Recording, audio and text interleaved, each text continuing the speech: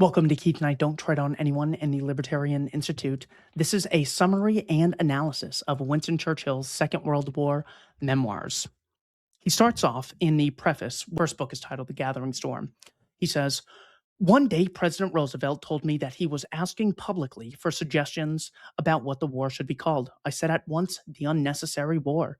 There was never a war more easy to stop than that which has just wrecked what was left of the world from the previous struggle," referring to the First World War. When Churchill says the unnecessary war, what he is saying is that the United Nations, which is what the Allies were called before they were called the Allies, that countries like Britain and France should have stepped in sooner during the referendum of the Saarland, during the dispute over Austria, during the dispute over Czechoslovakia. He's saying they should have stepped in sooner and declared war or made threats of sanctions or carried through with sanctions against Italy during the crisis in Ethiopia. It is extremely unlikely that he is saying that war, that was totally unnecessary. We shouldn't have done that. Churchill goes on. The human tragedy reaches its climax in the fact that after all the exertions and sacrifices of hundreds of millions of people and the victories of the righteous cause, we have still not found peace or security, and that we lie in the grip of even worse perils than those we have surmounted. By this, he is referring to the fact that the Soviets, after the war, after fighting for the independence of small nations, the Soviets controlled East Germany, Albania, Hungary, Romania, Latvia, Estonia, Lithuania, Yugoslavia, all of these areas, basically Eastern Europe and former colonies of Peter the Great. This is important in war. You always have to ask, at what cost are we going to war? What are the sacrifices we would have to give up, and what are the foreseeable outcomes? I think it's very likely to think during this dispute where you have National Socialist Germany and International Socialist Russia expanding in the same direction on the same continent, that it was very likely that they would go to war with one another, and that the demise of one would necessarily mean victory and expansion for the other. So this is not some unforeseeable outcome. So when you're dealing with the concept of conscripting millions of men to get their limbs blown off and risking your own civilians getting killed in these conflicts, you always have to ask, at what cost and what are the alternatives? In the beginning of The Gathering Storm, Churchill comments on Comintern and the victory of the follies. Comintern is the shorthand term for international socialism. This is the ideology of Vladimir Lenin. He was not a nationalist who thought that communism should be practiced in Russia for Russians, and people should embrace capitalism, socialism, syndicalism if they want. It was seen that socialism was inherently justifiable, communism in this case, the abolition of private property, and that there should be a collection of people throughout the globe that were actively seeking to turn all governments communist. Notice this is the exact claim they have against Hitler. It was actually the Soviets who were explicitly seeking to take over the world. Churchill says, the Soviet armies, this is in 1919, which advanced to subjugate Poland, were indeed repulsed in the Battle of Warsaw, but Germany and Italy nearly succumbed to communist propaganda and designs, and Hungary actually fell for a while under the control of the communist dictator Bela Kun. So far from Hitler and Benito Mussolini coming out of, this Garden of Eden, we didn't have any problems, and then they wanted to usher in National Socialism. Fascism and National Socialism were seen as bulwarks against the international communist conspiracy that was taking place in Moscow, especially from 1917 to 1921 during Lenin's most active years. Referring to the Treaty of Versailles, Churchill says, the crimes of the vanquished find their background and their explanation, though, of course, not their pardon, in the follies of the victors. Without these follies, crime would have neither temptation nor opportunity. So, this credit to Churchill is him looking for an explanation as to who he thinks are the good guys, could have done that would have been short of war. He's not saying it justifies anything, but he's looking to see what steps could have been taken beforehand to avert such a crisis, something very valuable that we can look for in the present. Churchill then summarizes Mein Kampf, Hitler's book. The main thesis of Mein Kampf was simple: man is a fighting animal. Therefore, the nation, being a community of fighters, is a fighting unit. Any living organism which ceases to fight for its existence is doomed to extinction. A country or race which ceases to fight is equally doomed. The fighting capacity of a race depends on its purity, hence, the need for ridding of foreign defilements. The Jewish race, owing to its universality, is of necessity pacifist and internationalist. Pacifism is the deadliest sin, for it means the surrender of the race in the fight for existence. The first duty of every country is therefore to nationalize the masses. The ultimate aim of education is to produce a German who can be converted with a minimum of training into a soldier. The greatest upheavals in history would have been unthinkable had it not been for the driving force of fanatical and hysterical passions. Nothing could have been affected by the bourgeoisie virtues of peace and order. The world is now moving towards such an upheaval, and the new German state must see to it that the race is ready for the last and greatest decisions on this earth. Foreign policy may be unscrupulous. It is not the task of diplomacy to allow a nation to founder heroically, but rather to see that it can prosper and survive. England and Italy are the only two possible allies for Germany. So long as Germany does not fend for herself, nobody will fend for her. Her lost provinces cannot be regained by solemn appeal to heaven or by pious hopes in the League of Nations, but only by force of arms. Germany must not repeat the mistake of fighting all her enemies at once. To attack France for purely sentimental reasons would be foolish. What Germany needs is increase of territory in Europe. Germany's pre-war colonial policy was a mistake and should be abandoned. Germany must look for expansion to Russia and especially to the Baltic states. No alliance with Russia can be tolerated. To wage war together with Russia against the West would be criminal, for the aim of the Soviets is the triumph of international Judaism. Such were the granite pillars of his policy. So Churchill does a pretty good job of steelmanning Hitler's position in this. Two things that are vitally important that Churchill, to his credit, pointed out. England and Italy are the only two possible allies for Germany, which is what Hitler says in Mein Kampf. His reasoning was that France is a powerful army, but France wishes to see the abolition of Germany, whereas Britain just doesn't want Germany to get too powerful. That was Hitler's reasoning. The second thing that Churchill put in this summary: Germany must look for expansion to Russia, and especially to the Baltic states. No alliance with Russia can be tolerated. This implies that Churchill knew that Hitler did not have expansive designs toward the West when it came to France or Britain. Notice he doesn't say the goal is for Germany to take over the world. That is propaganda that was later capitalized on by, you know, people in the present day, the Andrew Robertses, the Martin Gilberts, the Ben Shapiros, the Mark Levins. That is completely fabricated, and even though we wouldn't expect the person admitting if that they wanted to take over the world or not, there are still a great number of hurdles that, even if you desired such a thing, would be make it extremely costly for you to continuously expand and expand and expand, just as Tsar Nicholas II had trouble, maintaining his power after the First World War, just as overexpansion led to the fall of the Ottoman Empire and the Japanese Empire and Kaiser Wilhelm's empire.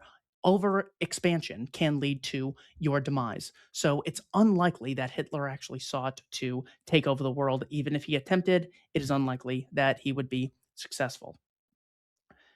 Churchill then discusses Frederick Lindemann, who is often referred to as the Prof, Lord Cherwell, Viscount Cherwell, or his full name, Frederick Lindemann. Lindemann, the Prof, as he was called among his friends, became my chief advisor on the scientific aspects of modern war, and particularly air defense, and also on questions involving statistics of all kinds. This pleasant and fertile association continued through the war. Churchill then goes on to discuss his time in the Second World War as First Lord of the Admiralty. He was appointed as First Lord by Neville Chamberlain. This would have been early September of 1939. This was Churchill's old position in the First World War. He says, "For this purpose, I relied on Professor Lindemann, my friend and confidant of so many years. I now installed him at the Admiralty with half a dozen statisticians and economists whom we could trust to pay no attention to anything but realities. This group of capable men with access to all official information was able, under Lindemann's guidance, to present me continually with tables and diagrams illustrating the whole war so far as it came within our knowledge." So what we have here is Churchill claiming that he knew of Lindemann, was very close with Lindemann, trusted him a great deal, put him in a position of power and influence, and put him in charge of other very influential and capable men, and was instrumental in determining policy for the British Empire. Years after the war, a book came out illustrating the importance of Lord Cherwell, Frederick Lindemann. This is a book titled The Strategic Air Offensive Against Germany, 1939 to 1945, written by Sir Charles Webster, who worked at the British Foreign Office in 1943, and Noble Franklin, who was the Director General of the Imperial War Museum. In this book, they have a document that discusses the bombing policy of Frederick Lindemann. So we have someone who Churchill knew, who he put in a very influential position of power. This is Lindemann's memo to Winston Churchill from March 30th, 1942. Memo says, "Careful analysis of the effects of raids on Birmingham, Hull, and elsewhere have shown that, on average, 1 ton of bombs dropped on a built-up area demolishes 20 to 40 dwellings and turns 100 to 200 people out of a house and home. We know from our experience that we can count on nearly 14 operational sorties per bomber produced. The average lift of the bombers we are going to produce over the next 15 months will be about 3 tons. It follows that each of these bombers will, in its lifetime, drop about 40 tons of bombs. If these are dropped on built up areas, they will make 4,000 to 8,000 people homeless. In 1938, over 22 million Germans lived in 58 towns of over 100,000 inhabitants, which, with modern equipment, should be easy to find and hit her. Our forecast output of heavy bombers, including Wellingtons, between now and the middle of 1943 is about 10,000. Even if half the total load of 10,000 bombers were dropped on the built up areas of these 58 German towns, the great majority of their inhabitants, about 1/3 of the German population, would be turned out of house and home. Investigation seems to show that having one's house demolished is most damaging to morale. People seem to mind it more than having their friends or even relatives killed. At Hull, signs of strain were evident, though only 1/10 of the houses were demolished. On the above figures, we should be able to do 10 times as much harm to each of the 58 principal German towns. There seems little doubt that this would break the spirit of the people. Our calculation assumes, of course, that we really get 1/2 of our bombs into built up areas. On the other hand, no account is taken of the large promised American production, 6,000 heavy bombers in the period in question, nor has regard been paid to the inevitable damage to factories, communications, etc. in these towns, and the damage by fire, probably attenuated by breakdown of public services.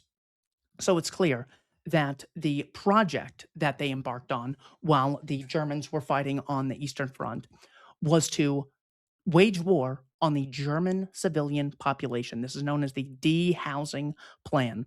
This is very far from, well, we were just defending ourselves against the Germans. They intentionally targeted the civilian population, just as the civilian population in the First World War suffered from Winston Churchill's blockade that he instituted as First Lord of the Admiralty. Again, We're talking about wars that are discussed in the present as we had to take on Hitler. But what ends up happening is someone just as evil, Joseph Stalin, ends up controlling this area in dispute, and you end up killing the civilians you entered the war claiming you were protecting. Discussing events in 1936, this would have been rearmament of the Rhineland on Germany's Western Front, as well as the annexation of Austria. This is the same time frame, but that was 2 years later. Churchill says, the new Reich at this moment declared itself a bulwark against Bolshevism. And for this, they said, there could be no question of working with the Soviets. So here we have, when he says the new Reich, the First Reich being the Holy Roman Empire, the Second Reich being Kaiser Wilhelm's empire during the First World War, and the Third Reich being Adolf Hitler. So instead of the general theory today, which is you had a country, Germany, who tried to take over the world, the Germans at this point saw themselves as a bulwark against a great evil entity who was trying to take over the world with international communism, which actually happened to be the stated goal of the Bolshevik regime at the time.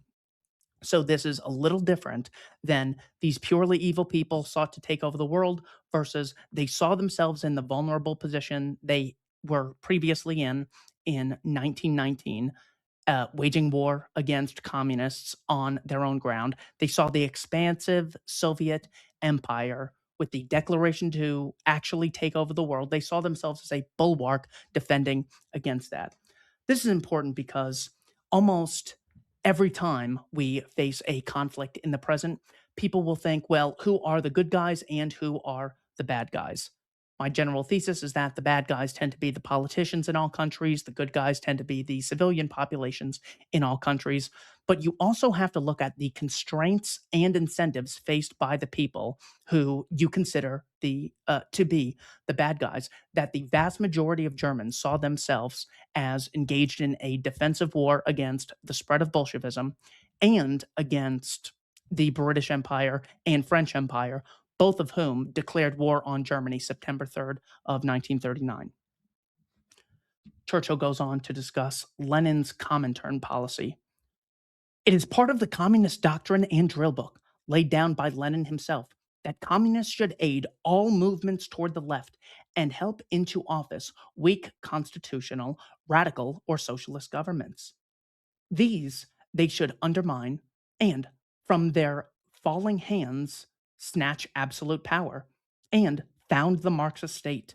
In fact, a perfect reproduction of the Kerensky period in Russia was taking place in Spain. So, when you're determining whether or not war is justified, you have to look at the intentions, the incentives, and the capability of organization. So, it's one thing to say, I know this guy who probably wants to take over the world, Ayatollah. I'm sure if he could press a button and take over the world, maybe he would, maybe he wouldn't. I think the average person might do that thinking, well, if I don't do it, someone worse than me will. So it's very likely that someone would want to have a great amount of power and influence. What's important is that it was not only the explicit intention of the Bolshevik regime to have a Marxist state in every single country. They actually had the capabilities to do this and were doing the exact thing in Spain at the moment, which would have encircled Germany even further. Not justifying anything, but it shows you that as opposed to there were the heroes and the villains, you had two parties which faced very big constraints. Just think of the expansive Soviet Empire and you're in Germany's position. Whether or not you decide to wage war is determined by, let's just graciously say, whether or not you think your homeland is threatened. Could it be said that the American non-declaration of war, Americans going to war in Vietnam, was less of a threat to their national security than Soviet expansion was to the Germans? How about the US going into Afghanistan? Did we think Afghanistan was going to take over America, rob us of our sovereignty? How about Iraq? How about US intervention in Libya, Syria, Yemen? How about the non war in Iran, which Trump slipped and called a war the other day?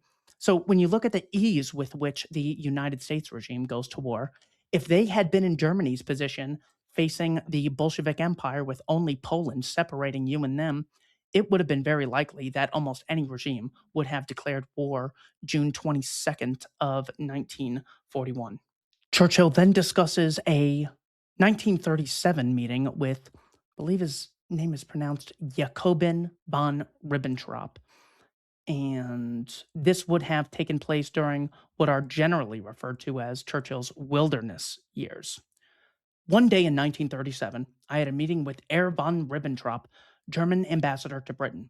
The gist of his statement to me was that Germany sought the friendship of England on the continent we are still often called England. He said he could have been foreign minister of Germany, but he asked Hitler to let him come over to London in order to make the full case for an Anglo-German entente or even alliance. Quick pause. Again, you have 15 years, roughly 15 years after Hitler writes Mein Kampf while he's in prison for attempting to stage a coup, more or less. He is consistently applying the principles that he stated in Mein Kampf, which leads us to believe that Mein Kampf would be a reliable source for understanding Hitler's ideology during the Second World War. Churchill continues. Germany would stand guard for the British Empire in all its greatness and extent. They might ask for the return of German colonies, but this was evidently not cardinal. What was required was that the British should give Germany a free hand in the east of Europe. She must have her Lebensraum, or living space, for her increasing population. Therefore, Poland and the Danzig corridor must be absorbed. All that was asked of the British Commonwealth and Empire was not to interfere. After hearing all this, I said at once I was sure the British government would not agree to give Germany a free hand in Eastern Europe. So we have Churchill explaining that he spoke with someone. Ribbentrop was the foreign minister throughout the Second World War. He was the one who wrote the declaration of war against the United States, December 11th of 1941. So he's talking to someone in a position to know what he's talking about. And according to Churchill, it was not that, well, we're going to take over the world. It was explicitly, we are moving east toward the Bolsheviks. What a gift towards the Western world. You would think that, well, we're either going to have to take on the National Socialists who invade us or the Bolsheviks who are going to invade us. These two empires happen to occupy the same continent, and it looks like they're going to face a battle against one another. As Churchill said in his summary of Mein Kampf, Hitler thought there could never be an alliance with Russia. The Molotov-Ribbentrop Pact was simply a non-aggression pact discussing areas of disinterestedness with regard to the two empires. This is very different than Hitler wanted to take over the world and conquer England. When it comes to whether or not the British Empire was at risk during the Second World War, and that was their reasoning behind waging war on Germany, Churchill wrote a letter to Stalin January 24th of 1944. The letter number is 232. This is from the Soviet archives. Churchill says to Stalin in a classified memorandum, I am sure you know that I would never negotiate with the Germans separately, and that we tell you every overture they make as you have told us.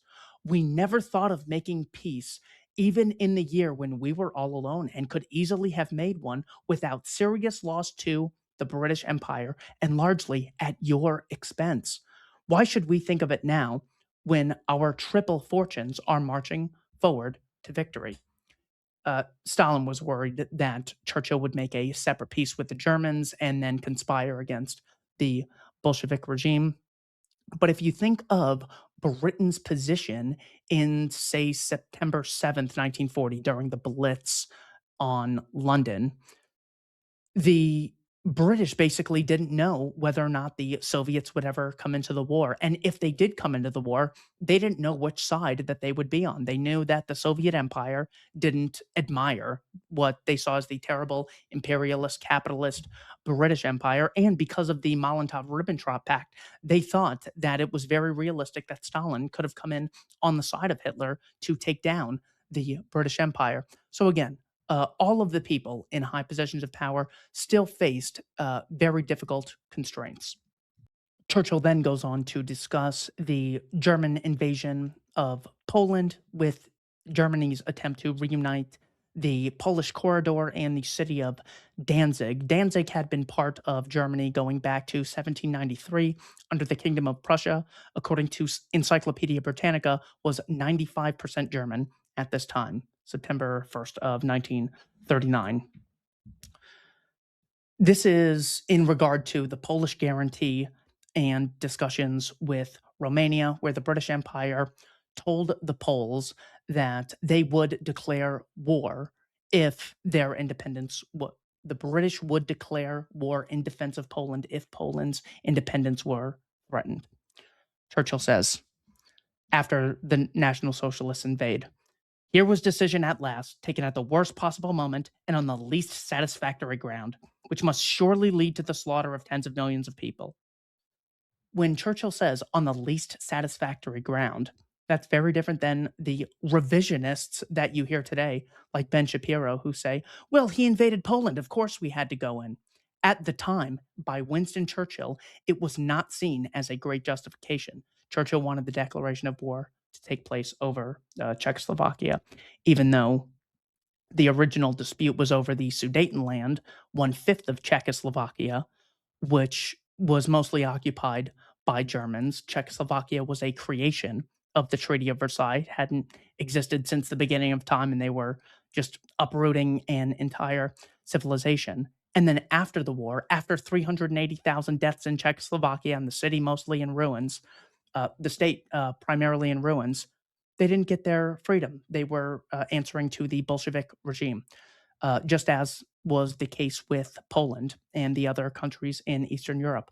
So again, you have to ask, at what cost are we going to do this? Do the people in positions of power have the incentive to make sure they actually achieve the stated war aims? And are those war aims justified? And are they likely to come about as a result of war? And are there any less costly alternatives that we could embrace? Churchill, in the second part of the sentence, must surely lead to the slaughter of tens of millions of people. So he knew the cost at the time, or at least he claims to. But when he says it surely will lead to the slaughter of tens of millions of people, that is what we are supposed to believe was the reasoning behind the declaration of war.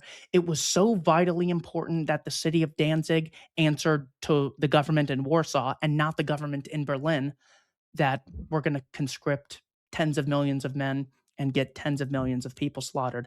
That's how much Winston Churchill cared about the independence of Danzig. Reminder, he was prime minister of the British Empire, who had more subjects in India than the Third Reich ever could have had. I don't think there were exactly equal voting rights in India during this time. So, of course, independence is a principle they only have for their rivals. Churchill goes on to discuss the events 2 weeks later in Poland. On September 17th, the Russian armies swarmed across the almost undefended Polish eastern frontier and rolled westward on a broad front. On the 18th, they met their German collaborators at Brest-Litovsk.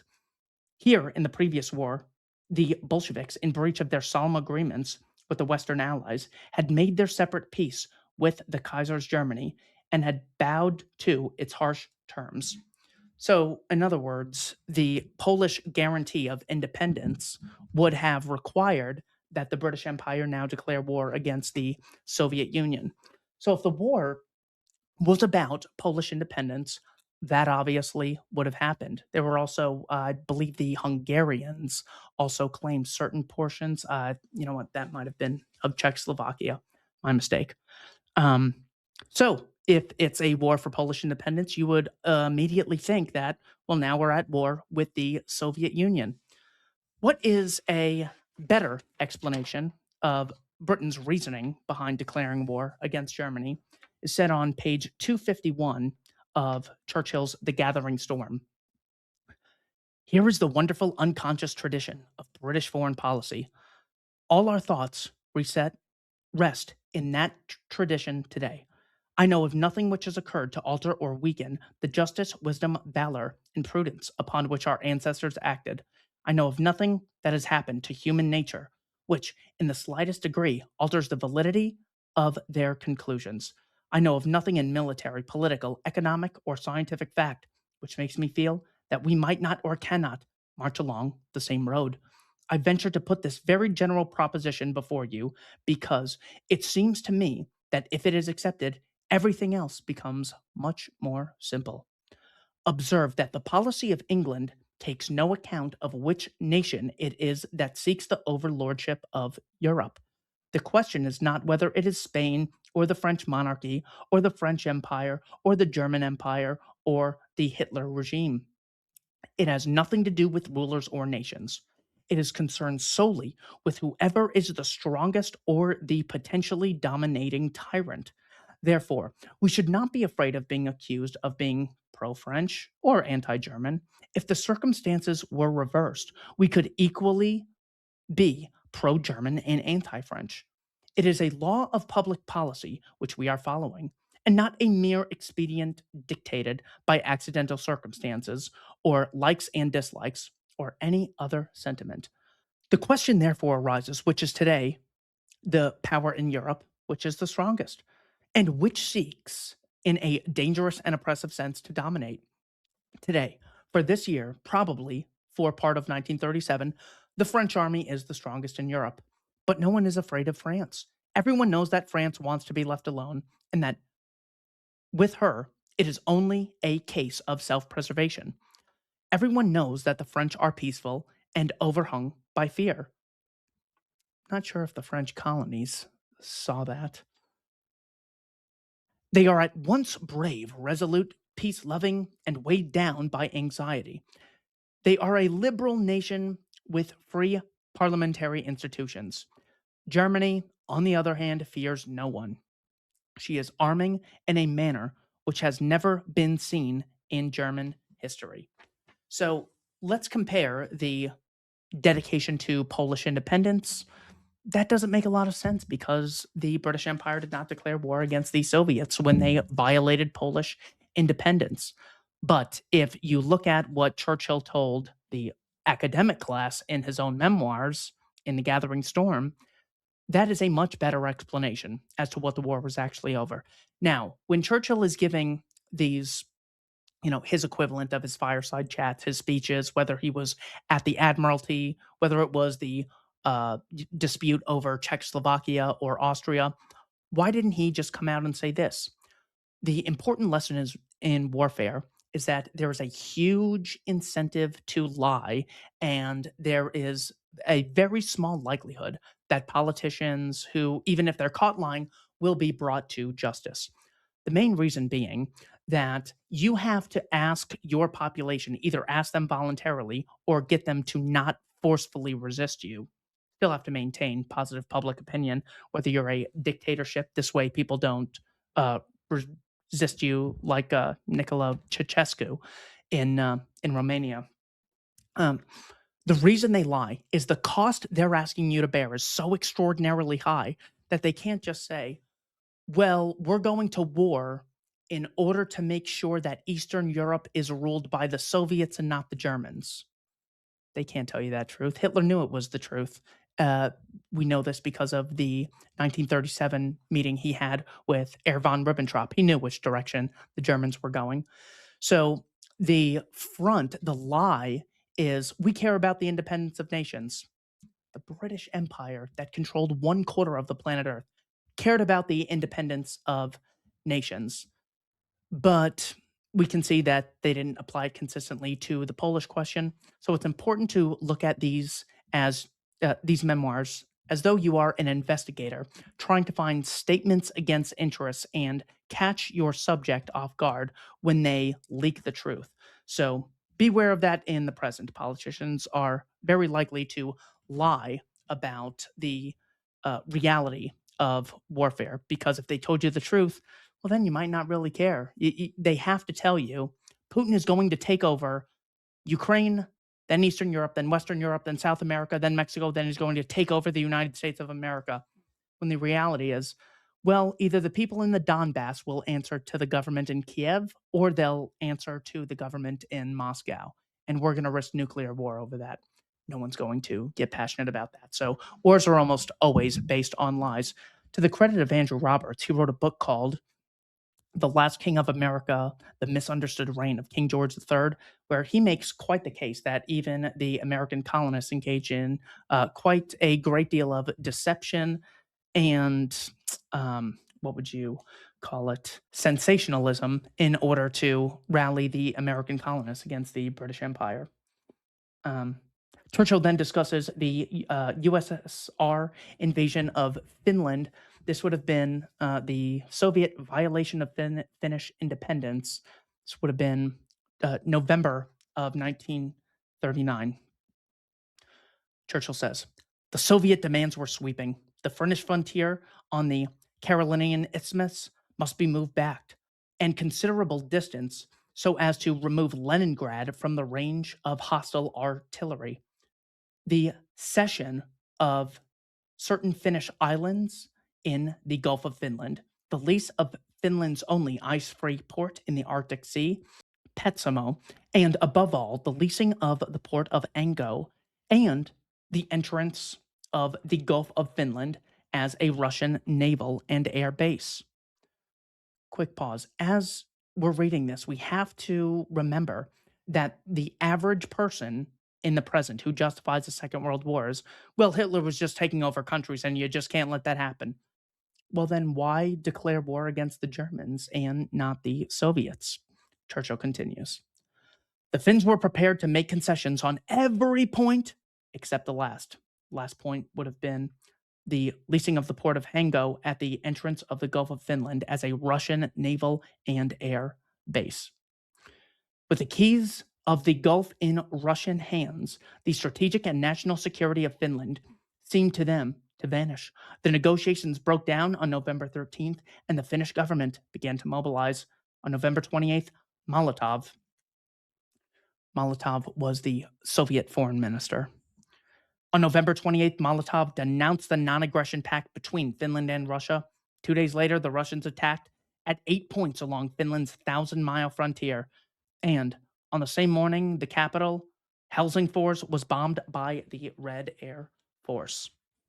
Churchill then discusses the Norway Debate, the Norway debacle. This would have been the British attempt to stop Swedish iron going to Norway, then going from Norway to the Germans. And to do this, they basically violated Norwegian independence. The same thing they accused the National Socialists of doing. Churchill says this would have been April of 1940. This day, we saw the last decisive intervention of Mr. Lloyd George in the House of Commons. In a speech of not more than 20 minutes, he struck a deeply wounding blow at the head of the government. He endeavored to expulcate me. I do not think that the First Lord was entirely responsible for all the things which happened in Norway. I immediately interposed. I take complete responsibility for everything that has been done by the Admiralty, and I take my full share of the burden. What happened was the story was leaked to the press. Hitler heard about it, and Hitler occupied Norway, and they lost a great amount of momentum because of this. This would have been war was declared by Britain September 3rd, 1939. This was April of 1940. So after all these months, they have this devastating loss, and this is what Churchill is taking credit for. Again, the incentives faced by people in the political realm, knowing people can't opt out of funding them because the state has a legal monopoly on the right to issue taxes. When you can force people to fund your operations, you're not very likely to spend your time and money in such a way that really meets the demands, or there's no incentive to please the customer when you can collect things coercively. So when Churchill says, I take full responsibility, that is about as powerful as him saying, I take no responsibility. Because people in positions of political power don't have the freedom to disassociate incentive that the free market does, they're much more likely to make detrimental decisions. That's why socialism is so dangerous and why as much as humanly possible, should be left to the voluntary sector. Just give people the option to opt out. If your designs are so terrific and you have so many great ideas, well, then surely you'd be able to fund them voluntarily and you wouldn't have to conscript people into fighting any of your battles. But again, there's very little discipline in the political sector. That's why we should expect that. It's not like this is some one off instance. We should expect that Hitler, who sought to save Germany from the tyranny of Versailles and regain lost territory and make Germany a great thousand-year Reich. Well, his great intentions, while he had political power, led to millions of, I think, 7 million dead Germans. So even if you look at it from the point of view of, should we have a leader with our best intentions, but with our concerns in mind? We need someone who really represents us.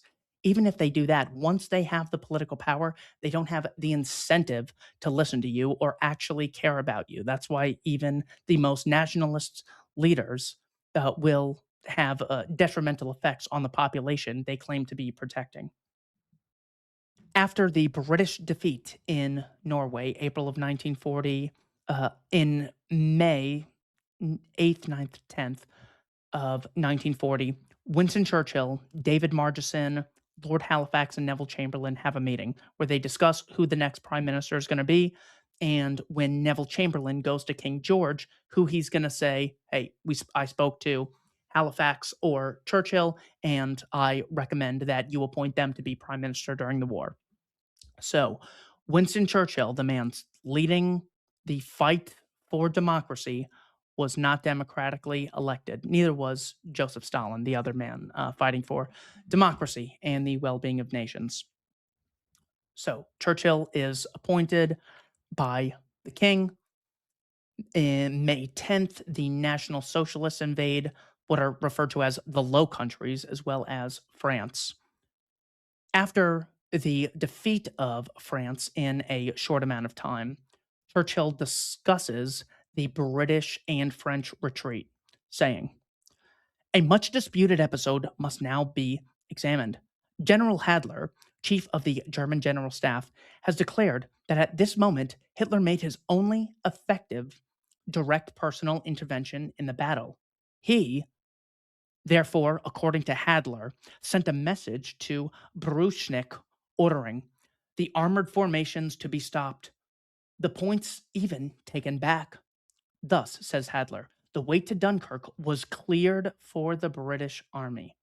At any rate, we intercepted a German message sent in clear at 11:42 a.m. on May 24th to the effect that the attack on the Dunkirk line was to be discontinued for the present. The other German generals have told much the same story and have even suggested that Hitler's orders was inspired by a political motive to improve the chances of peace with England after France was beaten.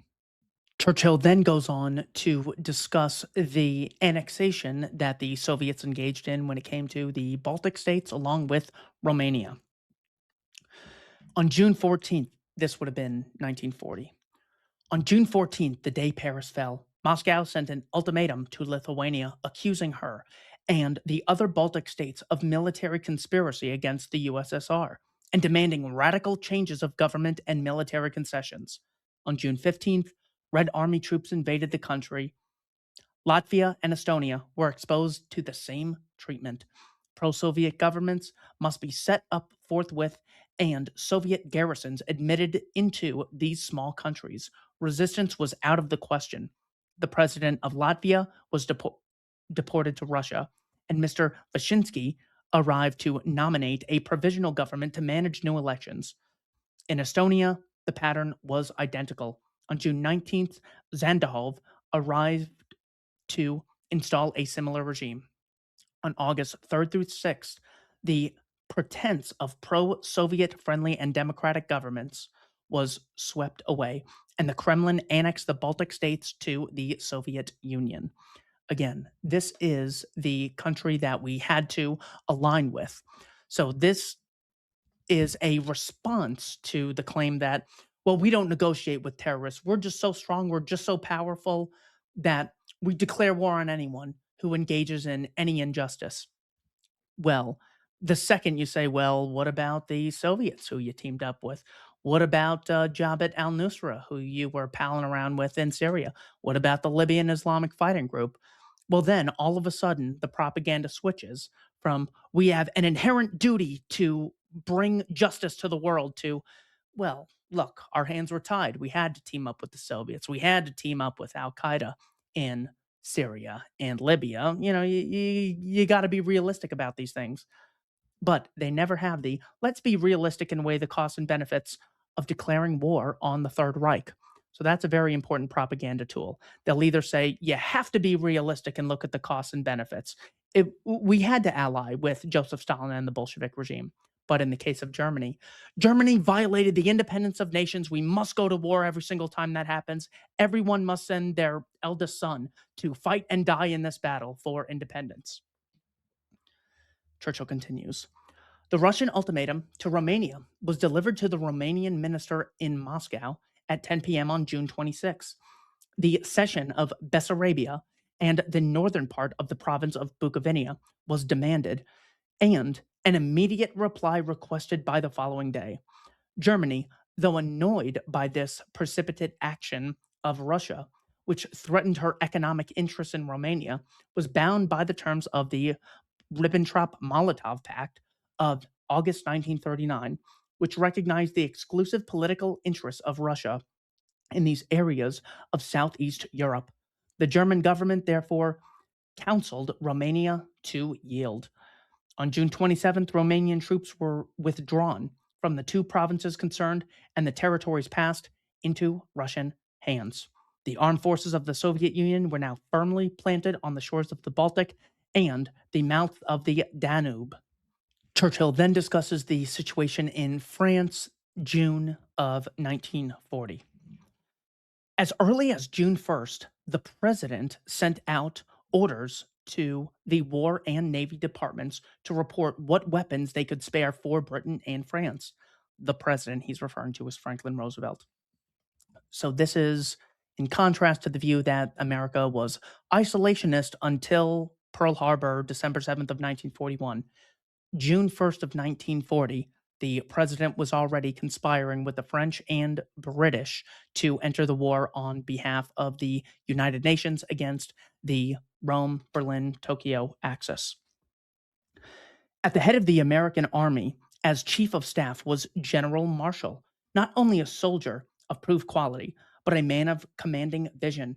He instantly directed his chief of ordnance and his assistant chief of staff to survey the entire list of the American Reserve ordnance and munition stocks.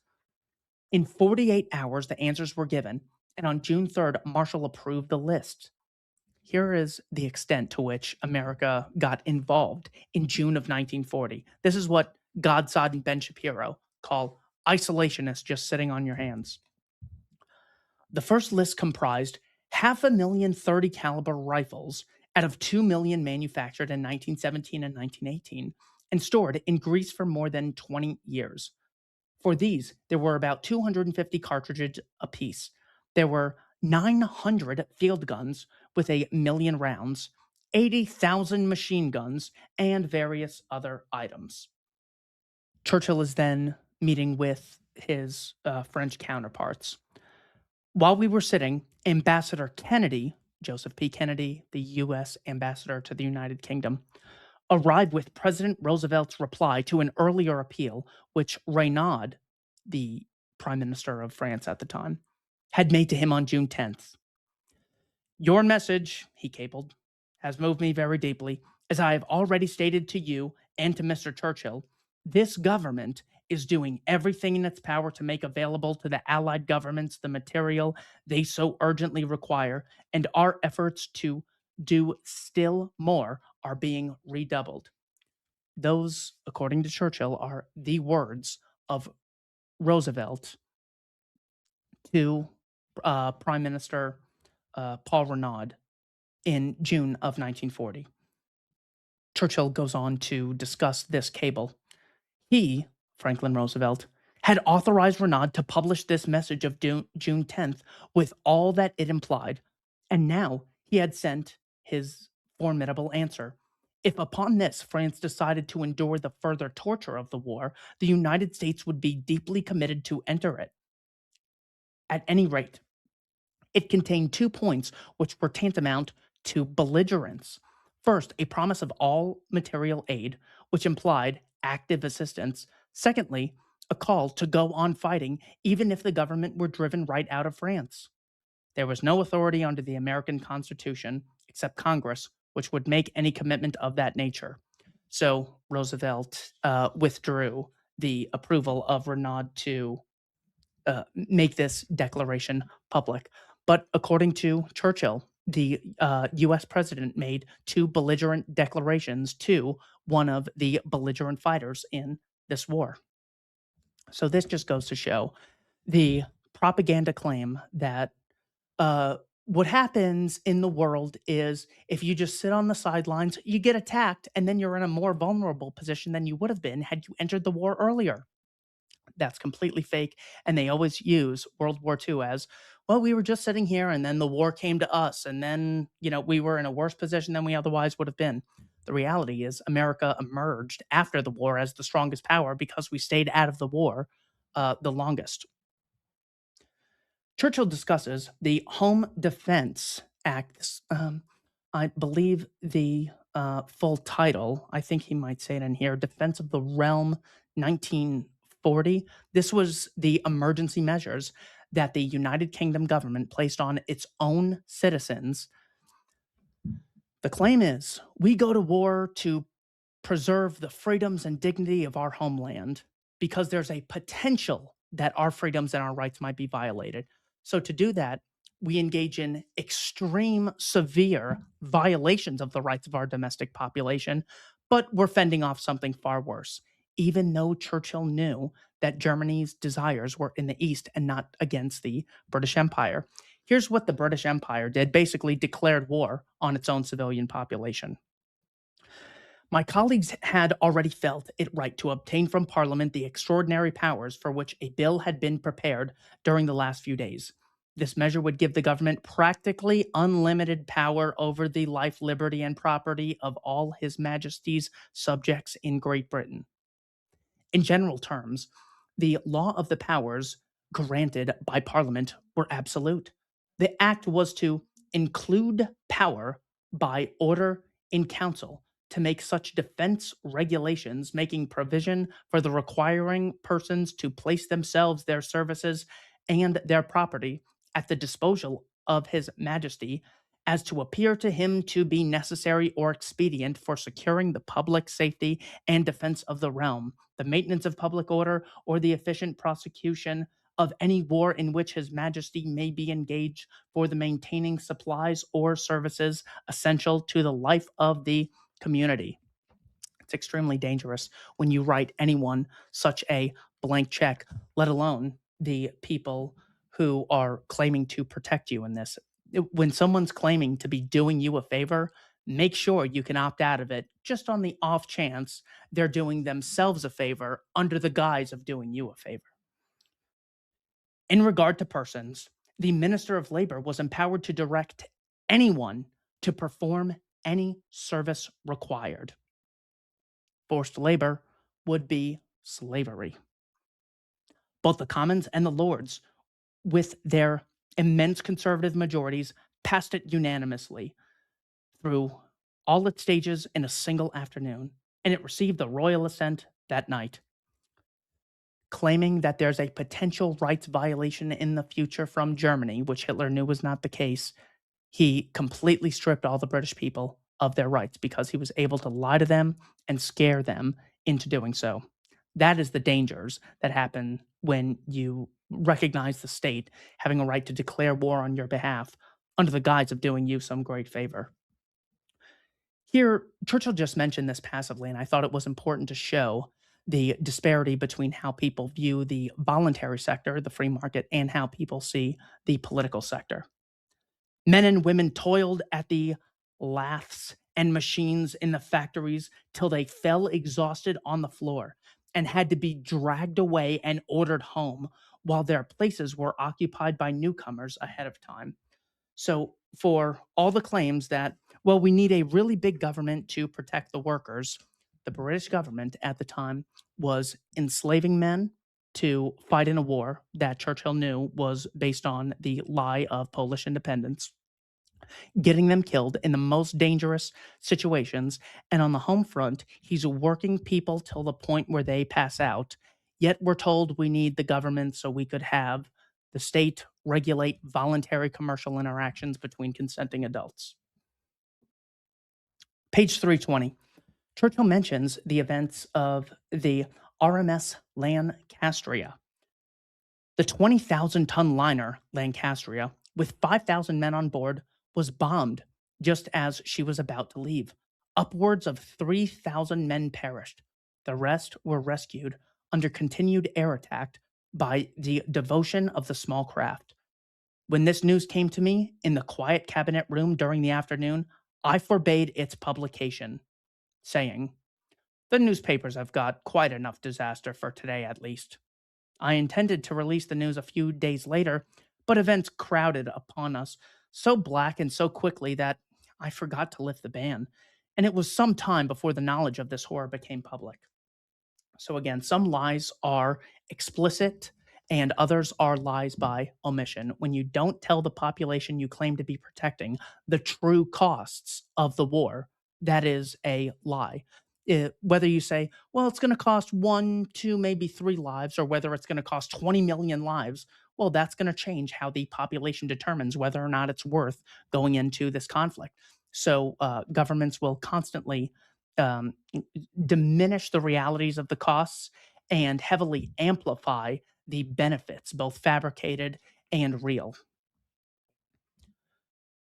Churchill then goes on to discuss Operation Catapult. Operation Catapult was the British bombing of the French fleet off the coast of Algeria, killing 1,297 French servicemen. The British bombed their ally during the Second World War, the French. Here's Churchill's explanation. Getting my tyrants mixed up, excuse me. Those ministers who the week before had given their whole hearts to France and offered common nationhood resolved that all necessary measures should be taken. This was a hateful decision, the most unnatural and painful which I've ever been concerned. Operation Catapult comprised the simultaneous seizure, control, or effective disablement or destruction of the accessible French fleet. Churchill then discusses the situation in July of 1940, saying, on July 19th, Hitler delivered a triumphant speech in the Reichstag in which, after predicting that I would shortly take refuge in Canada, he made what has been called a peace offer. This gesture was accompanied during the following days by diplomatic representations through Sweden, the United States, and the Vatican. My first thought was a solemn, formal debate in both houses of parliament, but my colleagues thought that this would be making too much of the matter upon which we were all of one mind. It was decided instead that the foreign secretary should dismiss Hitler's gesture in a broadcast. So much for democracy. The unelected Winston Churchill wouldn't even bring the issue to debate in Parliament. He wouldn't take a poll and say, well, since we're in a war for democracy, let's determine whether or not the British people think this is a war worth fighting for. What are the costs? What are the benefits? What are the risks? Could we engage in some type of diplomatic negotiations? Could we make some demands and at least give an offer? And the answer is no. That is who was fighting on the side of democracy. Chiano is the Italian foreign minister. Chiano records in his diaries that late in the evening of the 19th, when the first cold British reaction to the speech arrived, a sense of ill-conceived disappointment spread among the Germans. So, as opposed to the concept that the Germans were so power-hungry, looking to take over the world, it was actually not the case that the average German wanted the war. This is why it is so evil to hold civilians responsible for what their leaders do, especially in the case of Hitler, who had been elected by a plurality in, I think, 1933. However, he did get a large percentage of affirmed votes when the population of Germany was determining whether or not he should increase the amount of powers he had over the Reichstag. Still, it is just as ridiculous as going around blaming the average American for what the Trump administration or the Biden administration has done in their many crimes. Churchill then discusses the significance of the Lend-Lease package with Americans. The Lend-Lease was officially authorized in March of 1941, along with the ABC-1 agreement, the American-British Command. They were both giving materials to a belligerent in a war, and they were sharing coordinates of where the enemy, the Axis powers, were in certain geographical locations, especially in the Atlantic. Churchill says, this meant that the United States government should place all the orders for weapons in America. 3 days after his reelection, the president publicly announced a rule of thumb for the division of American arms output. As weapons came off the production line, they were to be divided roughly 50-50 between the United States forces and the British and Canadian forces. That same day, the Priorities Board approved a British request to order 12,000 more airplanes in the United States, in addition to the 11,000 we had already booked. Again, this is what the neocons of the present call being isolationist. Besides this, we placed new orders for airplanes, tanks, and merchant ships in every direction and promoted the building of great new factories in both the United States and Canada. Even if we divested ourselves of all our gold and foreign assets, we could not pay for half we had ordered, and the extension of the war made it necessary for us to save 10 times as much. So already we're getting the idea that the British Empire is overexpanding its power, and the Americans, if you believe governments are there to protect you and they have a military to defend you against aggressors, why would you be giving half of your output to another country thousands of miles away at war over a dispute over Polish independence? It was never a question of the president not knowing what he wanted to do. His problem was how to carry his country with him and to persuade Congress to follow his guidance. This is contrary to the view that we need a government because it puts the population in power. Instead of having all these people interested in their own selfishness and their own dog eat dog mentalities, we have a government which looks after the people as a whole. The reality is the opposite, that the politicians are just as self interested as people in the voluntary sector, yet because they face different incentives, it's much more detrimental. They know the population can't voluntarily opt out of cooperating with them. So it amplifies the amount of selfishness and downsides that they're able to impose on the population. So now that Roosevelt has campaigned in 1940, saying that, I believe this was in Boston, Massachusetts, listen to me, I will not be sending your sons and daughters to fight in a foreign war. So, how does he square that circle with the fact that he's taking the side of the British Empire in the Second World War? Well, he comes across the Lend-Lease plan, which, as Herbert Hoover incorrectly states, was a nice happy medium between appeasing the hawks and the doves. We wouldn't enter the war, but we would arm one side of the conflict. This way, everyone gets what they want, not realizing that the ABC-1 agreement, the American British control agreement, meant that US ships would be transporting these materials, and the Germans would be incentivized to attack those ships as a cause result. Just as the Lusitania, according to Churchill's First World War memoirs, was carrying 173 tons of munitions to the British Empire to kill German troops on the Western Front. So Churchill has this quote of Roosevelt. Roosevelt's justification is, we're not really entering the war and we're not subsidizing them, we're just lending them goods. He quotes Roosevelt saying, There is no reason why we should not take a Finnish vessel and lease it to them, the British, for the duration of the emergency. The analogy that Roosevelt used was, if you own a fire hose and your neighbor's house is on fire, before the fire spreads to you, it's okay to lend it to him.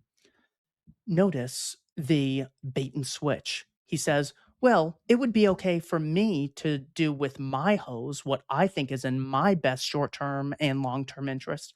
Therefore, I can coerce millions of people who I claim to represent to lend these materials, knowing that if things go wrong, the war will escalate and you'll have an even bigger obligation than you otherwise would have had you just stayed out. Churchill says, it appeared that by a statute of 1892, the Secretary for War, quote, when in his discretion it will be for the public good, could lease army property, if not required for public use, for a period of not longer than 5 years. Precedent for the use of this statute by the lease of various army items from time to time were on record. There was no provision for repayment, he later says. Churchill then discusses a meeting with Harry Hopkins, representing the United States, January 10th of 1941. I met Harry Hopkins, that extraordinary man who played and was to play a sometimes decisive part in the whole movement of the war.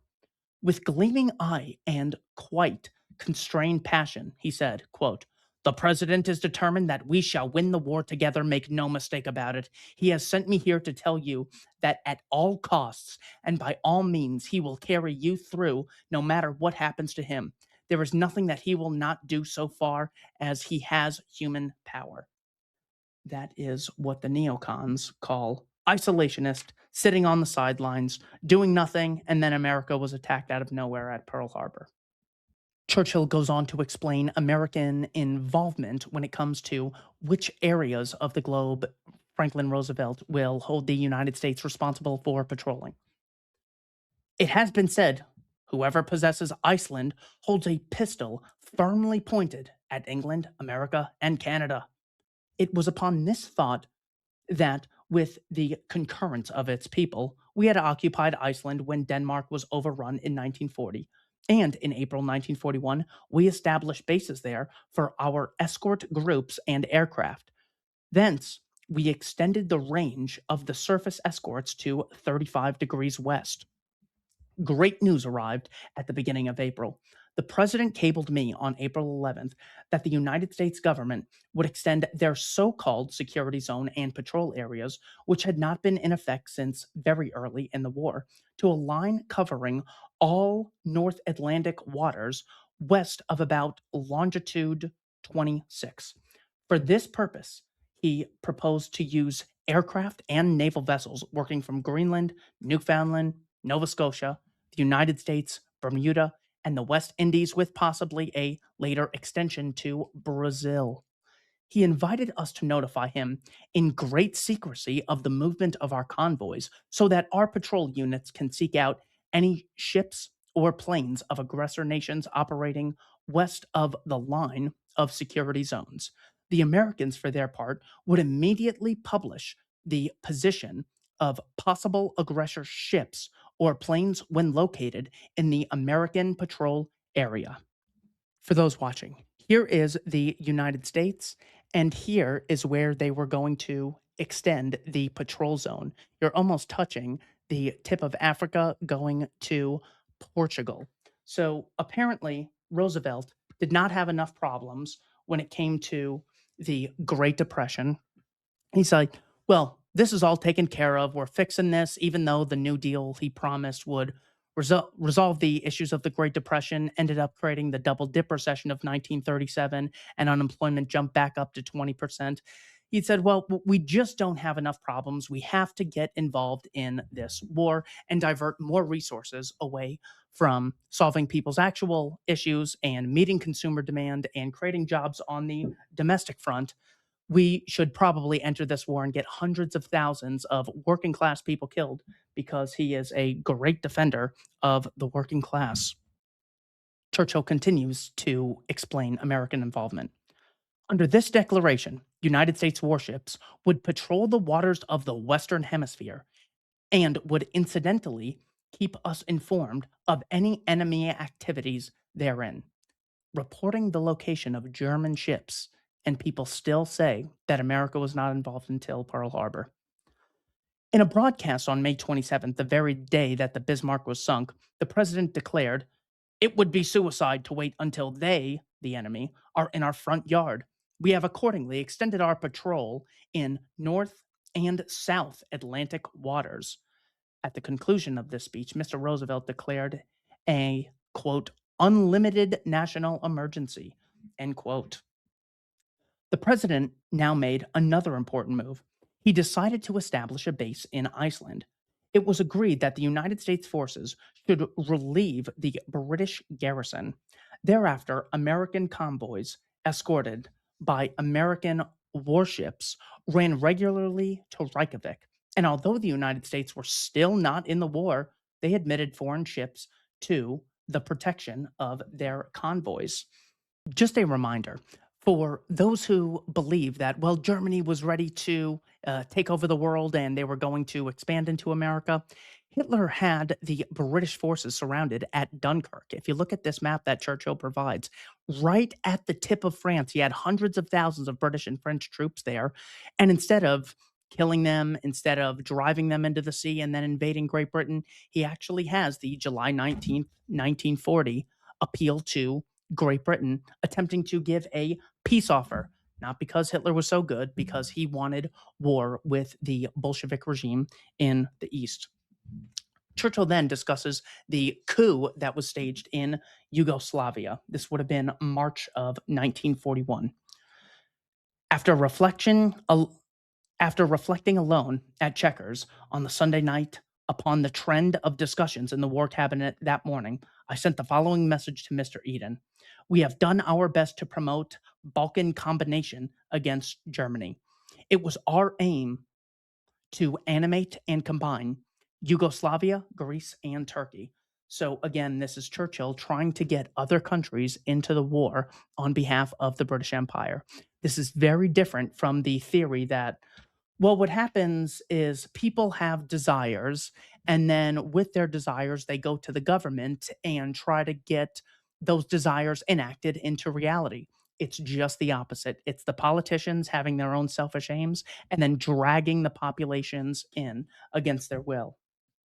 Before getting into June 22nd, 1941, the German invasion of the Soviet Union, I want to explain another aspect of the German attempt to have a ceasefire or peace with the British Empire.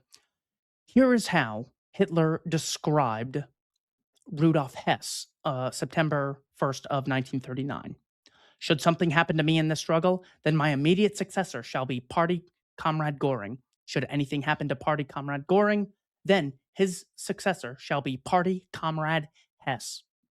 So Rudolf Hess was very high up in the command when it came to how the Third Reich operated as an organization. Here's what Churchill says in the Grand Alliance when Rudolf Hess took a trip to Scotland in the United Kingdom in an attempt to bring a peace offer to Great Britain. Churchill says, Rudolf Hess knew and was capable of understanding Hitler's inner mind. His hatred of Soviet Russia, his lust to destroy Bolshevism, his admiration for Britain, and earnest wish to be friends with the British Empire, his contempt for most other countries. So this is another source, Rudolf Hess, we have as understanding the Germans saw themselves as a bulwark against international Bolshevism, who, since the days of Comintern, had explicitly sought to take over the world literally. And we have another piece of evidence showing that Churchill knew full and well that the Germans were not seeking to expand in the West and threaten the British Empire. He goes on. No one knew Hitler better or saw him more often than his unguarded moments. Hess's idea of the European scene was that England had been wrested from her true interests and policy of friendship with Germany, and above all, from alliance against Bolshevism by the warmongers of whom Churchill was the superficial manifestation. If only he, Rudolf, could get at the heart of Britain and make its king believe how Hitler felt towards her, the malign forces that now ruled in hit this ill-starred island and had brought so many needless miseries upon it would be swept away. So Rudolf Hess is another piece of evidence we have that it was not Germany who sought war with Britain, but it was in fact Britain that sought war against Germany because Germany was seen as the great power competition when it came to who would call the shots for the continent. In the case of Operation Barbarossa, June 22nd, 1941, Churchill is describing a discussion with the head of the German Foreign Office. This was an interrogation where Churchill was trying to get to the heart of why the Germans decided to attack Soviet Russia, what their reasoning was. Weizsäcker, the official head of the German office, was a highly competent civil servant of the type to be found in the government departments of many countries. He was not a politician with executive power and would not, according to British custom, be held accountable for state policy. This is important because when the average person today says, well, it's okay to basically carpet bomb Gaza. I mean, 18 years ago, they elected Hamas, as if people 18 years later are responsible for what a portion of the people did 18 years previously when they voted between a couple parties in some election. That's ridiculous enough. Churchill was saying, even according to British custom, because he was not an executive decision maker, he should not be held responsible for the policy. Well, what does that tell you about the German civilian population who had even less of a say than the head of the German Foreign Office? The head of the German Foreign Office is not to be held responsible for National Socialist atrocities, yet the average person living in Hamburg and Dresden is. Completely ridiculous. He quotes Weizsäcker saying, but the sole decisive factor in invading Russia is whether this project will hasten the fall of England. This is evidence that Ian Kershaw has capitalized upon, saying that the decision for Hitler to invade Russia was the result of fearing that Britain is only staying in the war and not making peace with us Germans is because they're waiting for the Soviets to go in. The Soviets had their hands full in November 1939 with just Finland. So therefore, it should be a cakewalk for us to go in, overthrow the regime, install a friendly regime, and take our Lebensraum. Of course, he was wrong about this. In a chapter titled Our Soviet Ally, Churchill discusses how the Americans in 1941, this would have been in October, the Americans decided to extend Lend-Lease to the Soviet Union. So not only do we have a complete refutation at this point of the claim that the Americans were just sitting on their hands, doing nothing, they didn't just send money to the free world, Britain, they were sending supplies to the Bolshevik regime, which had annexed and invaded Poland, Romania, committed the Holodomor in Ukraine, annexed Latvia, Estonia, Lithuania. This is who is on the side of the good guys. So we are at least told. And another thing which is not mentioned by Churchill in this, September 11th of 1941, months before Pearl Harbor, Franklin Roosevelt issues a shoot-on-sight order for German vessels. This is a result of extending the patrol zone to west longitude 26. So that is eventually what resulted in the declaration of war against America 3 months later, December 11th of 1941. Churchill, discussing our Soviet ally, says, a protocol was signed setting up the supplies which Great Britain and the United States could make available to Russia within the period of October 1941 to June 1942. So before the US officially declared war, they were already arming the Bolshevik regime. The preamble of the protocol ended with the words, Great Britain and the United States would give aid to the transportation of these materials to the Soviet Union, and would help with its delivery. The effect of this agreement, Lord Beaverbrook telegraphed to me, has been an immense strengthening of morale of Moscow. The maintenance of this morale will depend on delivery. So much of the Second World War was purely fought to preserve the Bolshevik Empire. Churchill knew that Hitler did not have designs against the West, and the goal was to preserve the Bolshevik regime. Meanwhile, Harry Hopkins, though far from well, obtained Roosevelt's authority to fly to Moscow, a long, tiring, and dangerous journey by Norway, Sweden, and Finland, in order to obtain directly from Stalin the fullest knowledge of the Soviet position and needs.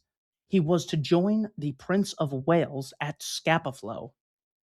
More evidence this war was fought with the intention to preserve the well being of the Bolshevik regime.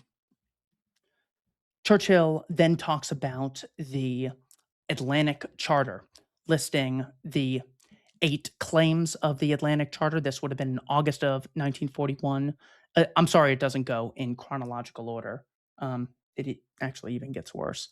The 6th point of the Atlantic Charter says, Sixth, after the final destruction of the Nazi tyranny, they hope to see established a peace which will afford to all nations the mean of dwelling in safety within their own boundaries, and which will afford assurance that all men in all the lands may live out their lives in freedom from fear and want.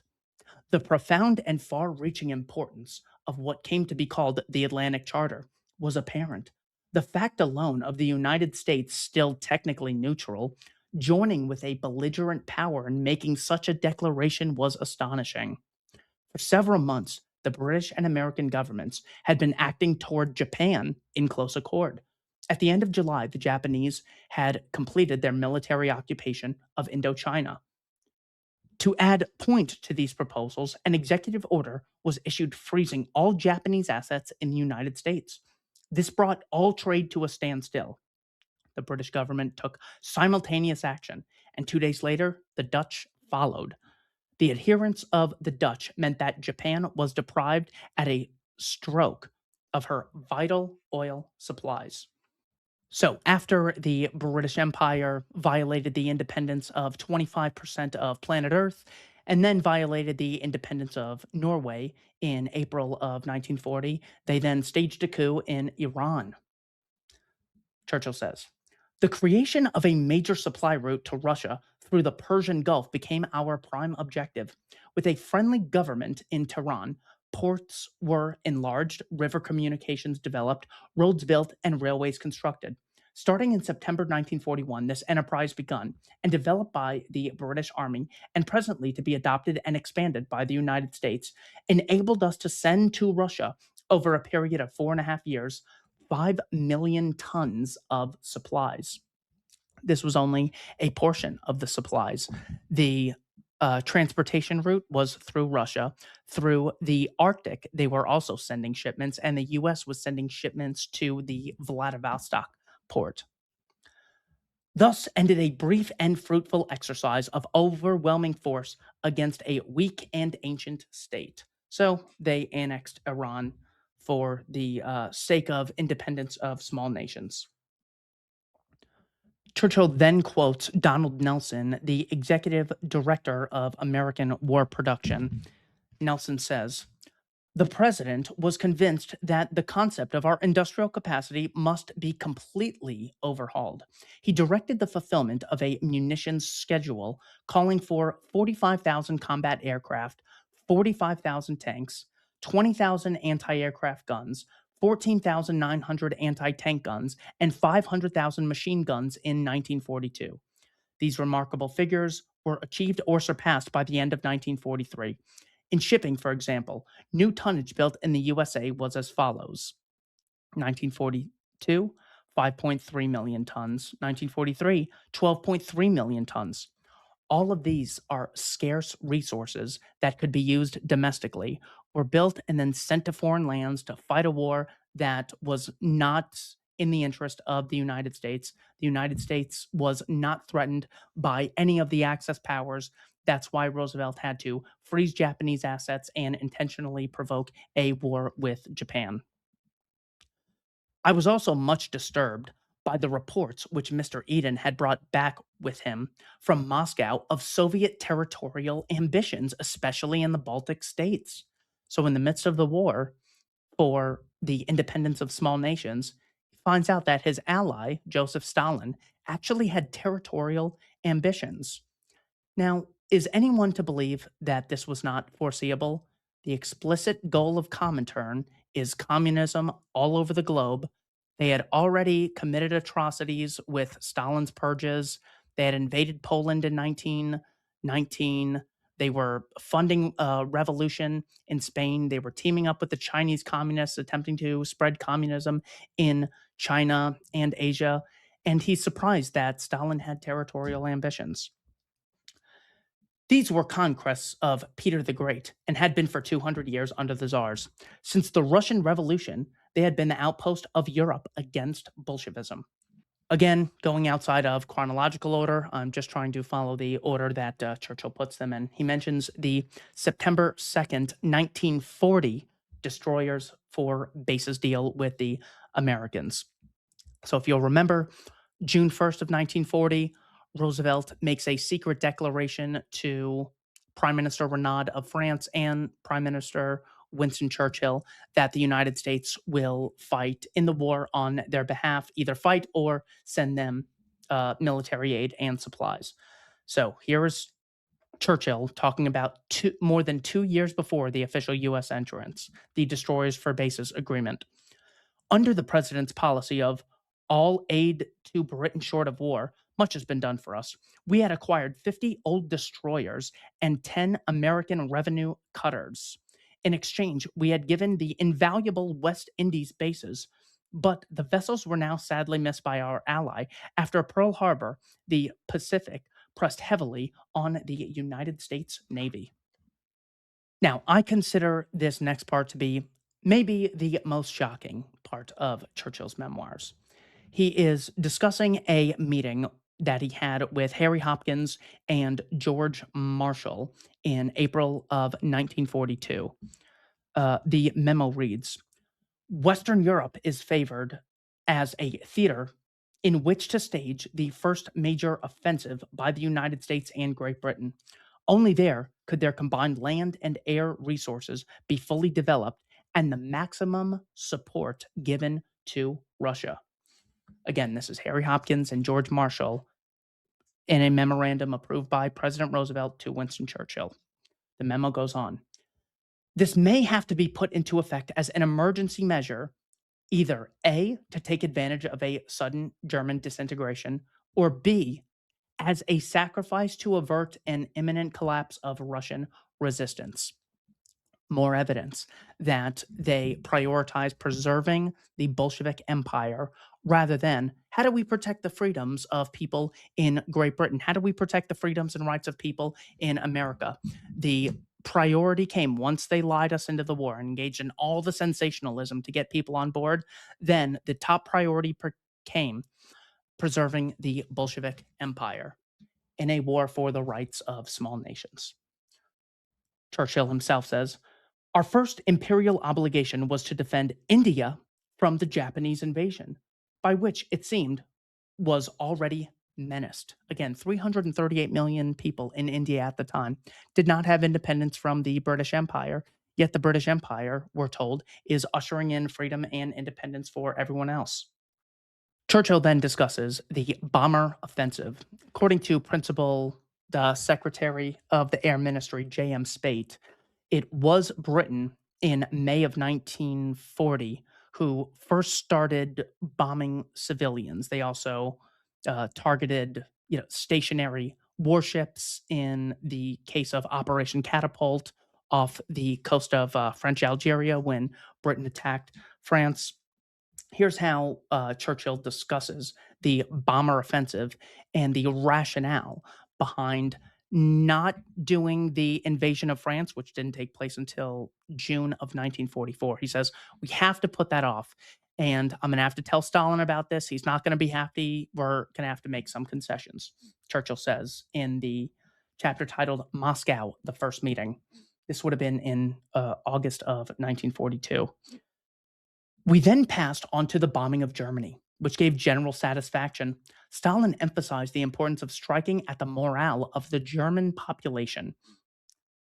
This is Joseph Stalin, the communist who just cares about the rights of the workers and the well being of the masses and just wants to hold the capitalist class accountable, advocates the bombing of German civilians, women, and children.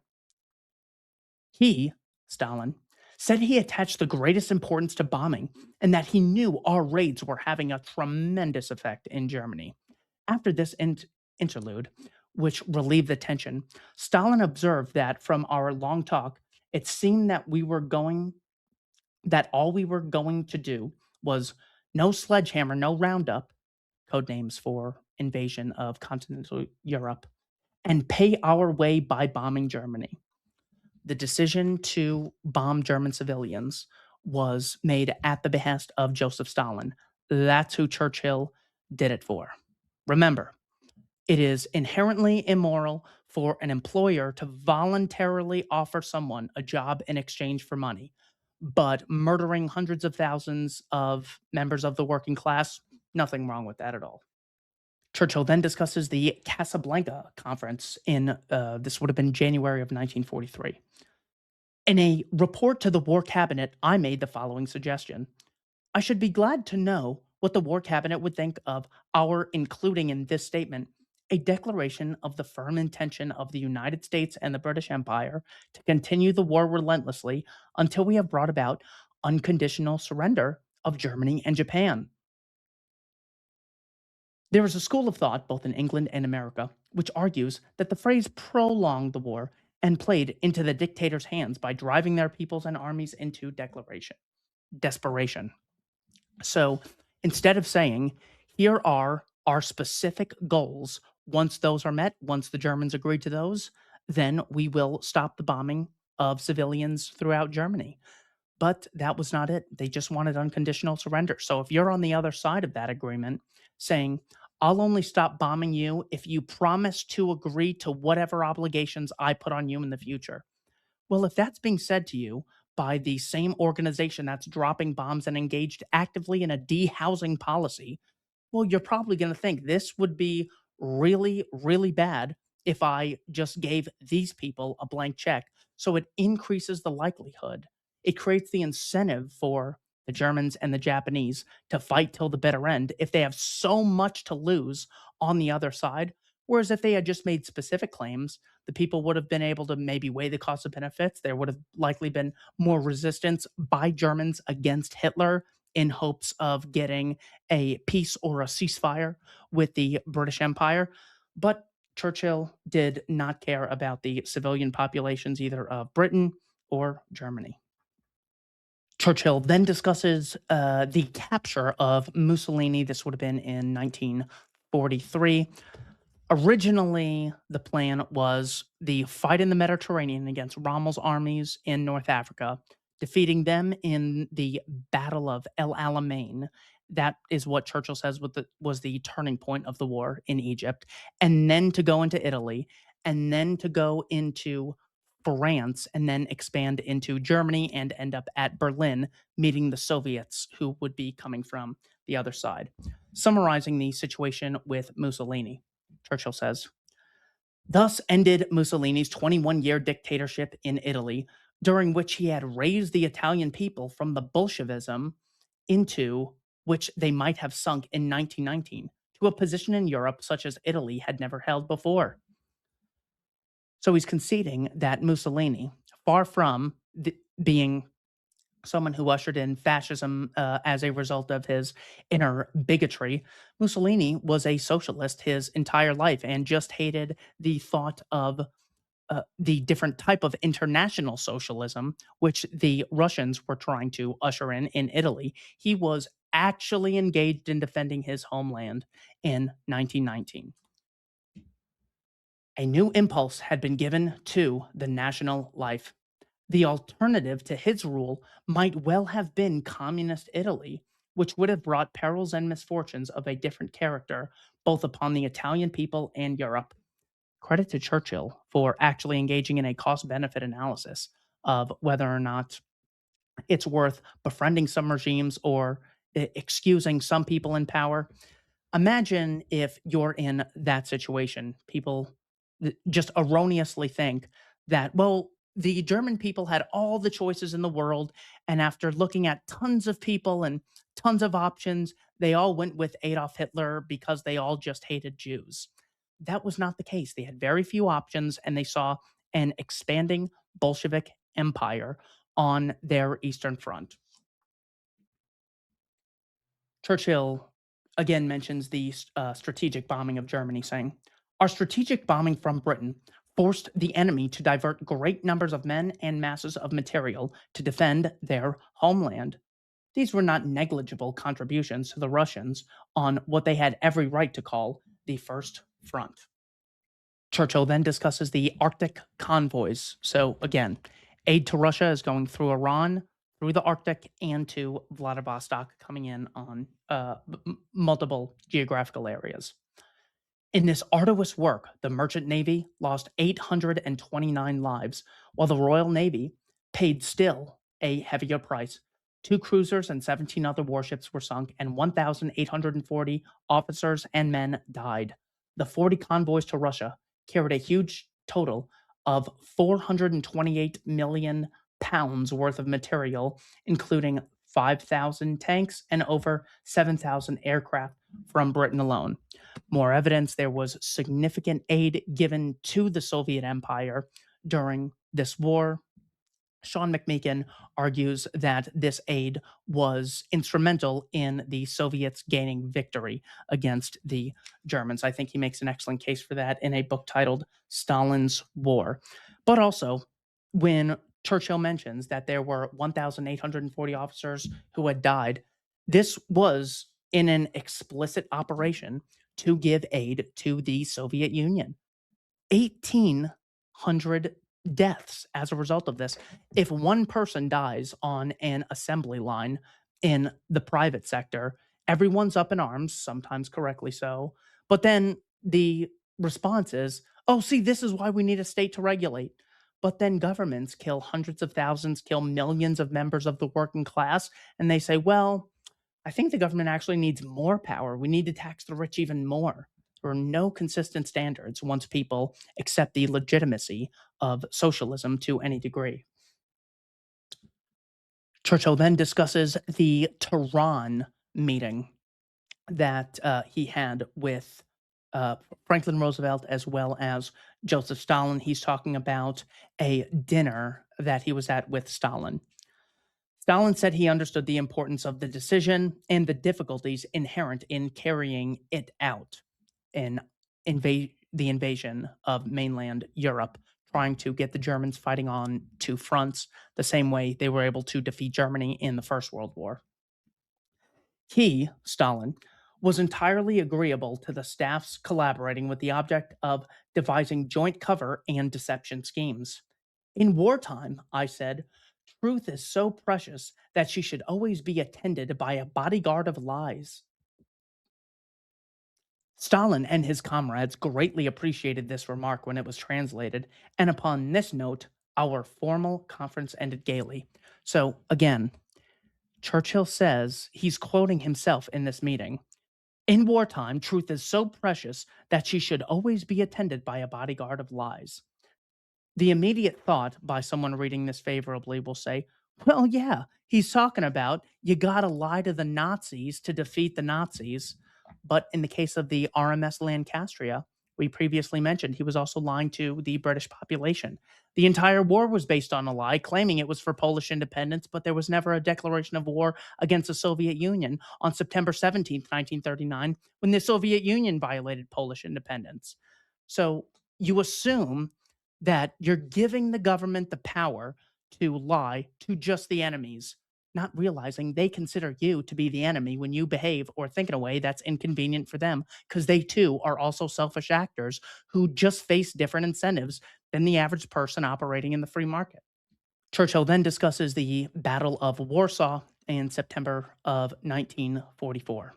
Remember, Warsaw is the capital of Poland and Polish independence, Polish well being was the whole reason for the September 3rd, 1939 declaration of war. On September 10th, after 6 weeks of Polish torment, the Kremlin appeared to change their tactics. That afternoon, shells from Soviet artillery began to fall upon the eastern outskirts of Warsaw, and Soviet planes appeared again over the city. Polish communist forces, under Soviet orders, fought their way into the fringe of the capital. They wished to have the non communist Poles destroyed to the full, but also to keep alive the idea that they were going to their rescue. Meanwhile, house by house, the Germans proceeded with their liquidation of Polish centers of resistance throughout the city. Famine reigned. When the Russians entered the city 3 months later, they found little but shattered streets and the unburied dead. Such was their liberation of Poland, where they now rule. So again, they get people to support the war by saying, we're doing this partially for Poland, for something inherently justifiable, but also we're doing it for you because Germany's going to come after us next. They knew that both of those were completely fraudulent aims. So they have to keep changing the war aims. This gets to the heart of whether or not the concept of warfare in general produces foreseeable outcomes or unforeseeable outcomes. Whether the people in positions of power calling the shots have a tendency to tell the truth and be honest, or they have a tendency to lie. They have their own selfish aims and then start looking for justifications after they've already declared the war. If the war was so justified, if it was such a great win, they wouldn't lie about the aims. They wouldn't cover up the RMS Lancastria and lie about the cost. There was another cover up called the Slapton Sands incidents, where the Americans off and this was in Europe. I forget exactly where, but 700 Americans, while they were just running drills, were caught off guard and killed by the Germans, and it was covered up by the Roosevelt administration. They have every incentive to lie. They have no incentive to tell you the actual costs, and they are not even upfront with what the actual war aims are. Just recently, we had President Trump say that well, we got to capture Maduro because of all the fentanyl that he's facilitating bringing into America. And then you read the actual report, and the word fentanyl is not even on there. What they charged Maduro with was a violation of a United States law, the Firearms Act of, I think, 1934. Trump originally says, we're going into Iran because they have nukes. So we're going to bomb Fordo and Natanz and Esfahan, and he goes and he comes out and declares victory. And then 7 months later says, well, actually, we're going back because we have to stage a regime change. And then he says, well, actually, what we're going to do is liberate the people of Iran because the Iranian government killed 40,000 of their own citizens. If these wars, if there was any honesty behind these wars, if there was any legitimacy, we'd have very clear cut goals, especially because the stakes are so high. You'd say, okay, before we get into this, let's all get on the same page. What is at risk? What are the costs? What are the war aims? How are we going to differentiate success from failure? Trump came out and said, I'm now not engaging with the Iranian government at all. I'm only accepting unconditional surrender. And then they close the Strait of Hormuz, and he says, actually, we have peace, according to the 10-point proposal from weeks prior. It's all so fake. And it's because they have every incentive to lie, because they get the money that they have access to with or without the consent of the population. So there's very little discipline that they face in the political realm. Churchill then mentions the Strategic Air Force in a section titled The Liberation of Western Europe. The Strategic Air Force played a big part in the Allied advance to the frontiers of France and Belgium. In the autumn, they reverted to their primary role of bombing Germany, with oil installations and the transportation systems as specific targets. Imagine the city you're living in getting bombed and having all of the transportation that is what gets food to people in need, that allows people to go to work safely, all of those being bombed because the British Empire doesn't want a big competitor on the continent of Europe. Every day, thousands of more freight trains were halted for lack of fuel. Industry, electricity, and gas plants were beginning to close down. Oil production and reserves dropped drastically, affecting not only the mobility of the troops, but also the activities and even the training of their air forces. At long last, our great bombing offensive was reaping its reward. You'll notice in something like that, he doesn't even claim that they were bombing to defend themselves against aggressors. Moving on to October of 1944, Winston Churchill then discusses the percentages agreement that he had with Joseph Stalin. For those watching on the screen, you'll see this is an actual copy of the October 1944 document that Churchill was discussing with Joseph Stalin, assuming that the war was coming to a close. And now, in this war for the independence of Eastern Europe, they're going to have to decide, well, who's going to fill this power vacuum? Churchill says, "The moment was apt for business, so I said, let us settle about our affairs in the Balkans. Your armies are in Romania and Bulgaria. We have interests, missions, and agents there. Don't let us get at cross purposes in small ways. So far as Britain and Russia are concerned, how would it do for you to have 90% predominance in Romania, for us to have 90% of the say in Greece, and go 50-50 about in Yugoslavia?" While it was being translated, I wrote out on a sheet of paper Romania, 90% to Russia, Greece, 90% to Great Britain in accordance with the USA, Yugoslavia, 50-50, Hungary, 50-50, Bulgaria, 75% in favor of the Russians. I pushed this across to Stalin, who had by then heard the translation. There was a slight pause. Then he took his blue pencil and made a large tick upon it and passed it back to us. It was all settled in no more time than it takes to set down. So, this is how they were deciding the fate of millions of people at the end of the Second World War. Notice the elephant on the page is the fact that Poland is not discussed in the document. Churchill then discusses Malta and Yalta. This would have been February of 1945. The meeting in Malta was with Roosevelt, so they could have a discussion before they met with Joseph Stalin at Yalta. A precarious tranquility had indeed been achieved in Greece, and it seemed that a free democratic government founded on universal suffrage and secret ballot might be established there within a reasonable time. But Romania and Bulgaria had passed into the grip of Soviet military occupation. Hungary and Yugoslavia lay in the shadow of the battlefield, and Poland, though liberated from the Germans, had merely exchanged one conqueror for another. In exchange, you would think from reading this that, well, they had a bad one and now they have a bad one. It basically, everything evens out. He's not mentioning the 5.5 million dead Poles and the destruction of cities that took place because of the British Empire, and actually the National Socialists started bombing in September 1st of 1939. As I said, the governments of all countries are the bad guys in this war, and the good guys, the people of goodwill, tend to be the civilian populations in all these countries.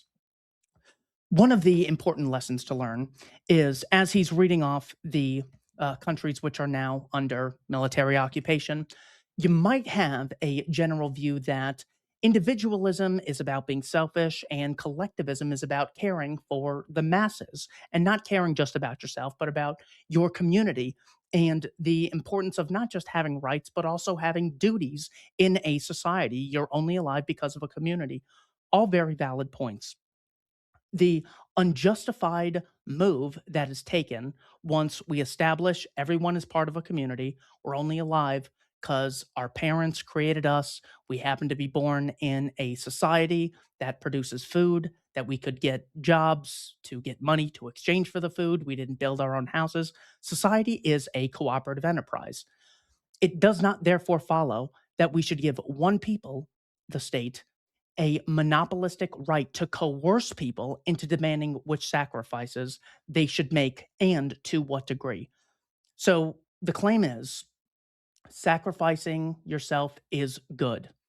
Not necessarily, because you could sacrifice yourself unjustly and for unnecessary reasons. So the question is, who's going to decide? Politicians who have very little incentive to do the right thing, or will people be able to decide for themselves which sacrifices they would be justified in making? If people knew at the beginning of the war what the results of the war would be, Eastern Europe would be under Bolshevik occupation, communism would spread to China and North Korea and throughout Vietnam, and there'd be a Cold War. It's very unlikely people would have agreed to those circumstances. So that's why it's important to question the wisdom of saying, well, anyone who doesn't support this war is very selfish and doesn't believe in sacrificing for the greater good.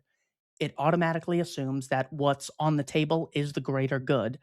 And just because I don't want to sacrifice myself unnecessarily in this area that Churchill says I need to sacrifice myself in, doesn't mean I'm not willing to sacrifice myself in other areas voluntarily. Churchill then makes an argument in favor of ethnic cleansing. From a section titled Russia and Poland, the Soviet Promise, Churchill says, a large body of opinion in Great Britain was shocked at the idea of moving millions of people by force. Great success had been achieved in disentangling the Greek and Turkish populations after the last war, and the two countries had enjoyed good relations ever since. But in that case, under a couple millions of people had been moved. If Poland took East Prussia and Silesia as far back as the Oder, that alone would mean moving 6 million Germans back to Germany. It might be managed, subject to the moral question, which I would have settled with my own people. So he also doesn't even mention the Operation Keelhaul, which was the forcible repatriation of Soviet citizens, according to the Soviet state. This would have been in Austria, Germany, Italy, and I believe Yugoslavia. Italy, Germany, Yugoslavia, Hungary, and Austria. The Cossacks would have been ethnic Russians and Ukrainians forcibly repatriated to live life under the Bolshevik regime. Into 1945, Churchill is still discussing the bomber offensive standstill.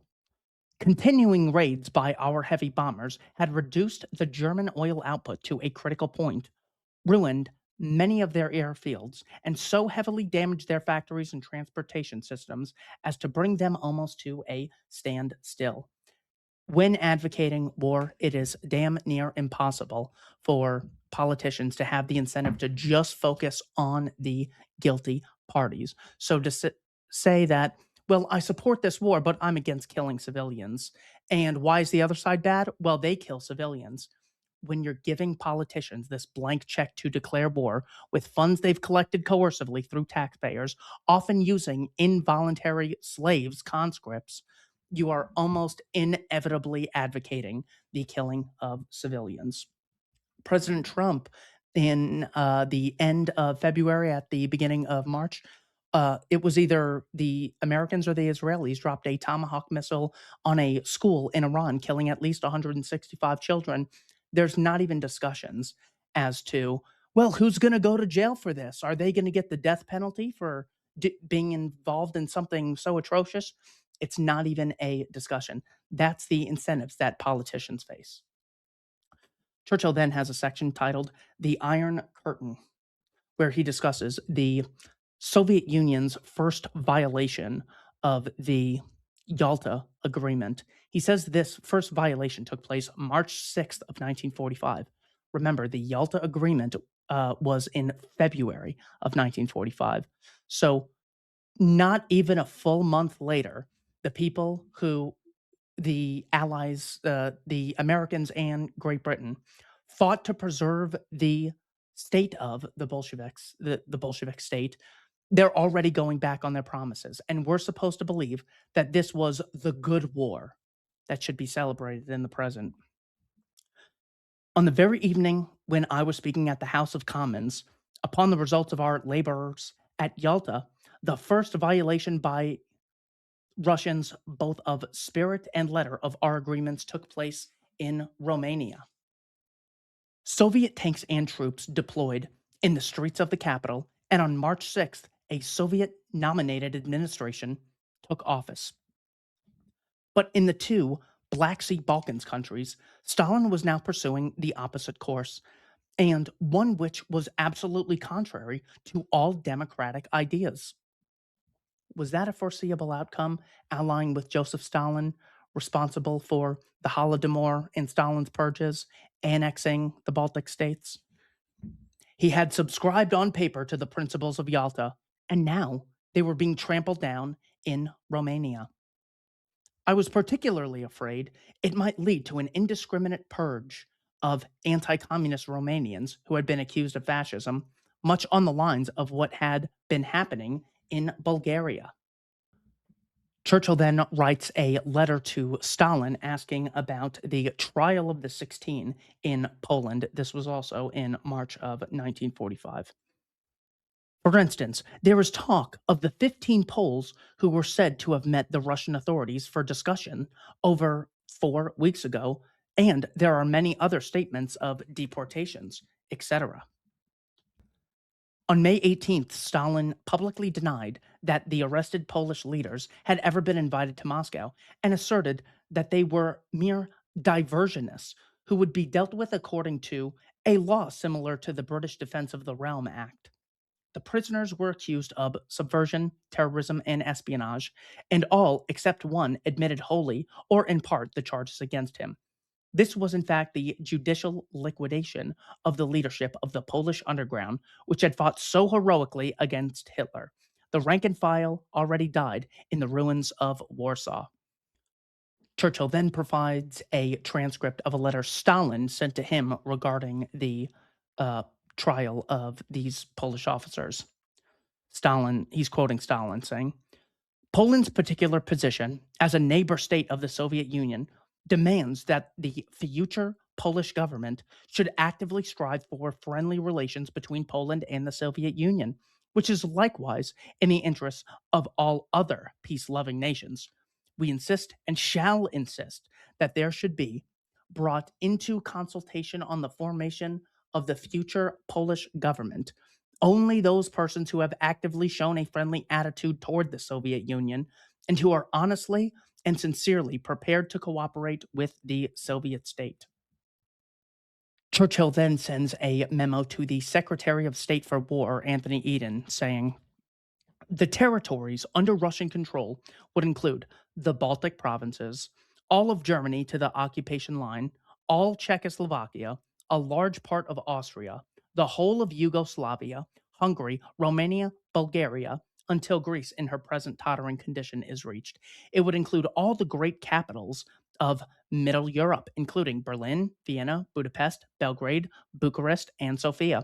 The position of Turkey and Constantinople will certainly come immediately into discussion. This was the war for the liberation of Eastern Europe. So, after 400,000 deaths in the United Kingdom, along with 40,000 deaths as a result of the German Blitz that took place in August, September of 1940, Churchill now has a message for the British people. Before that, he actually lists the amount of property damage that was done. A lot of people will say that worrying about property makes you shallow and superficial. I care about human rights, not property rights. Food is property. Hospitals you use are property. The education system involves the use of property. They say they don't care about property and then demand that the government takes trillions of dollars in property and redistributes it in some way or another because they too actually care about property. It's another fake propaganda method socialists use. Churchill says, in the First World War, 11 million tons of shipping were sunk, And in the second, 14.5 million tons by U-boats alone. All of these scarce resources could have been used to build houses, cathedrals, hospitals, playgrounds, anything that would have been more conductive to the concept of social cooperation. But instead, it was used by politicians to get millions of innocent civilians killed. And we are told that the free market is something that we need to fear. If we add the loss from other causes, the totals become 12.75 million and 21.5 million. Of this, the British bore over 60% in the First World War and over half in the Second. Both world wars, the main thing they have in common is Britain declaring war against Germany because Germany was too powerful on the continent. This would have been, I want to say, August 4th, early August of 1914. Henry Asquith, the Prime Minister of England, declared war against Germany because of a violation of Belgian independence. In the Second World War, September 3rd, 1939, Neville Chamberlain, the Prime Minister of Great Britain, declared war against Germany over violating Polish independence. So, hundreds of thousands of people died in order to allegedly preserve the independence of those nations. But even Poland in 1939 was run by the Pilsudski regime. It's important to realize that every nation is not really independent because if you have a state, that state makes unilateral demands amongst its domestic population, which means they are constantly in a state of war with the domestic population. The domestic population is basically a group the government is at war with, but has just decided to wave the white flag. If you look at what the Trump administration is doing in Iran, is they make demands, and if the Iranians don't capitulate, they use violence against them. Well, that is basically done on a smaller scale domestically. If you don't concede to the demands of the IRS or the regulatory agencies, they will send the police to arrest you.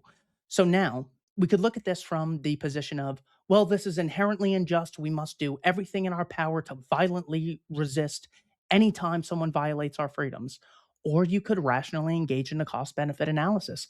Every April 15th, you could say, I'm not going to pay taxes. I'm going to violently resist. But at what cost? What are you likely to achieve? If you happen to overthrow the United States government, what's going to take its place?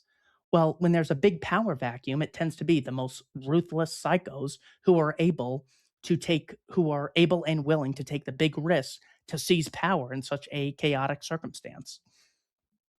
All right, here is Churchill talking to the British people in 1945. This would have been after VE Day, Victory in Europe Day, which would have been May 8th, 1945. You'd think he would be so grateful at all the sacrifices, at the acceptance that the population had of embracing the domestic imperialist regime.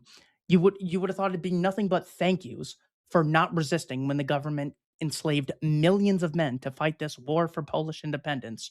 Churchill says, I wish I could tell you tonight that all our toils and troubles were over. Then, indeed, I could end my 5 years' service. Calls it a service, like you're getting service at a restaurant. Enslaving the population, killing people by the tens of thousands with bombs. He's just serving. He's not selfish or anything. He's not like the private sector. Churchill's just an unpaid volunteer who is probably homeless. He never even thinks about himself. He's so busy thinking about other people. No, he was drunk and smoking cigars and never even slept on the floor while people are sleeping in ditches and getting their limbs blown off.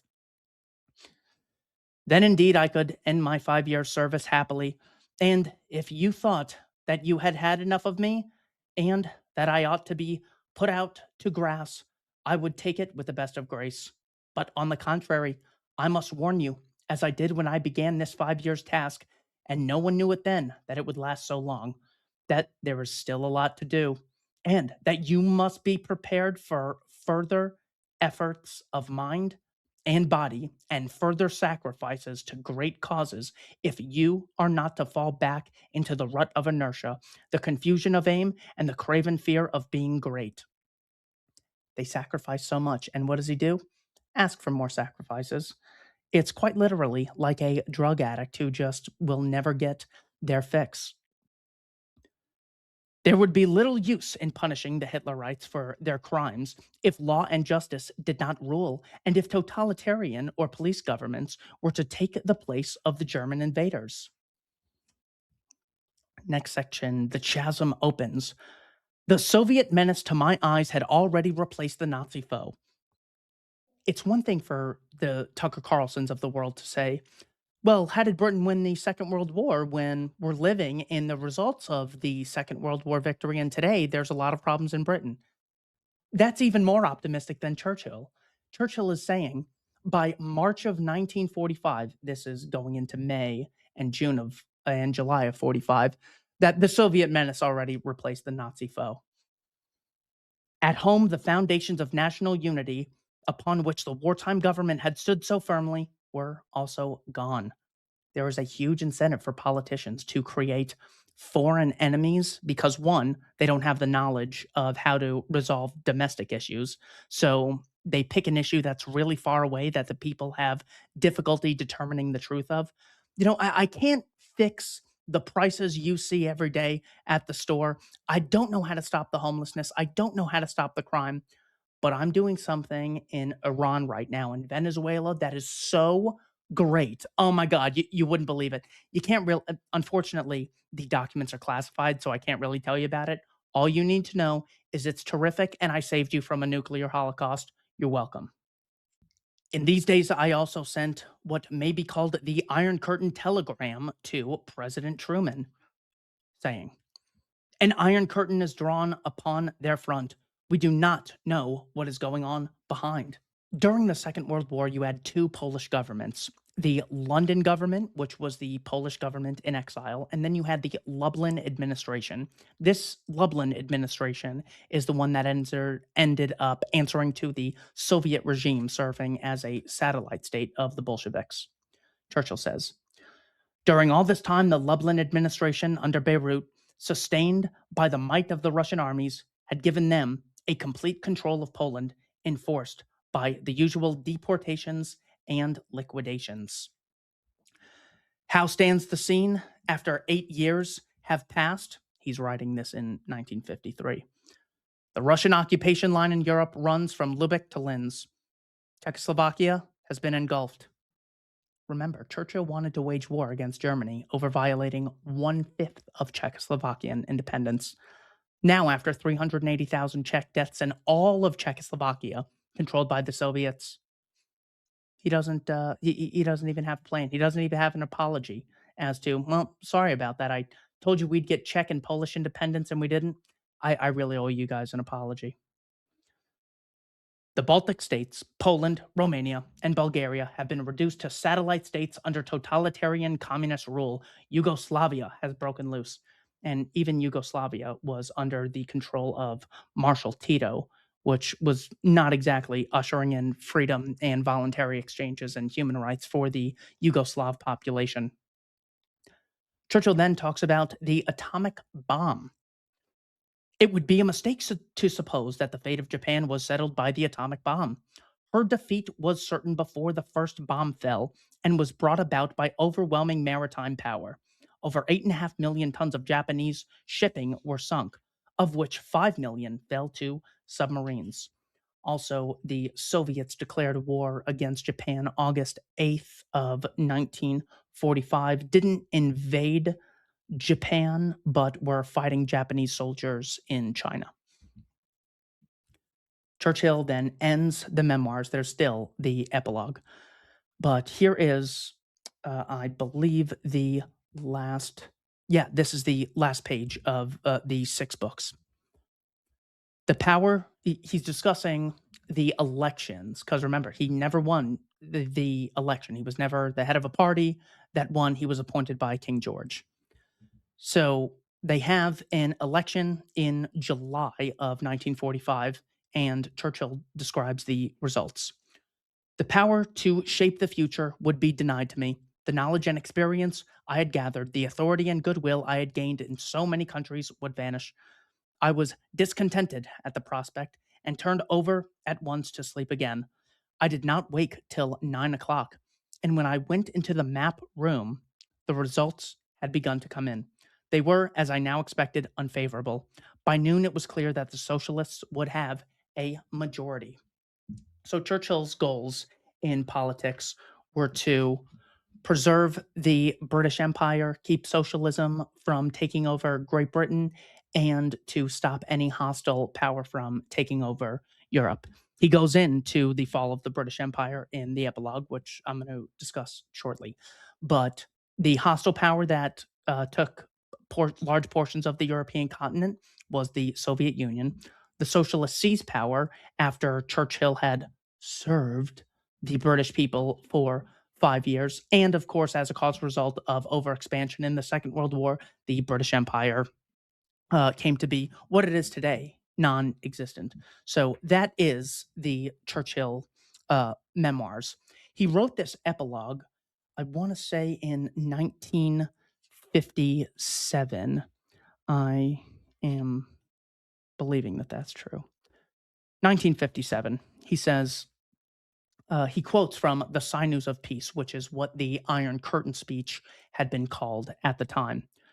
From Stettin to the Baltic to Treaty and the Adriatic, an Iron Curtain has descended across the continent.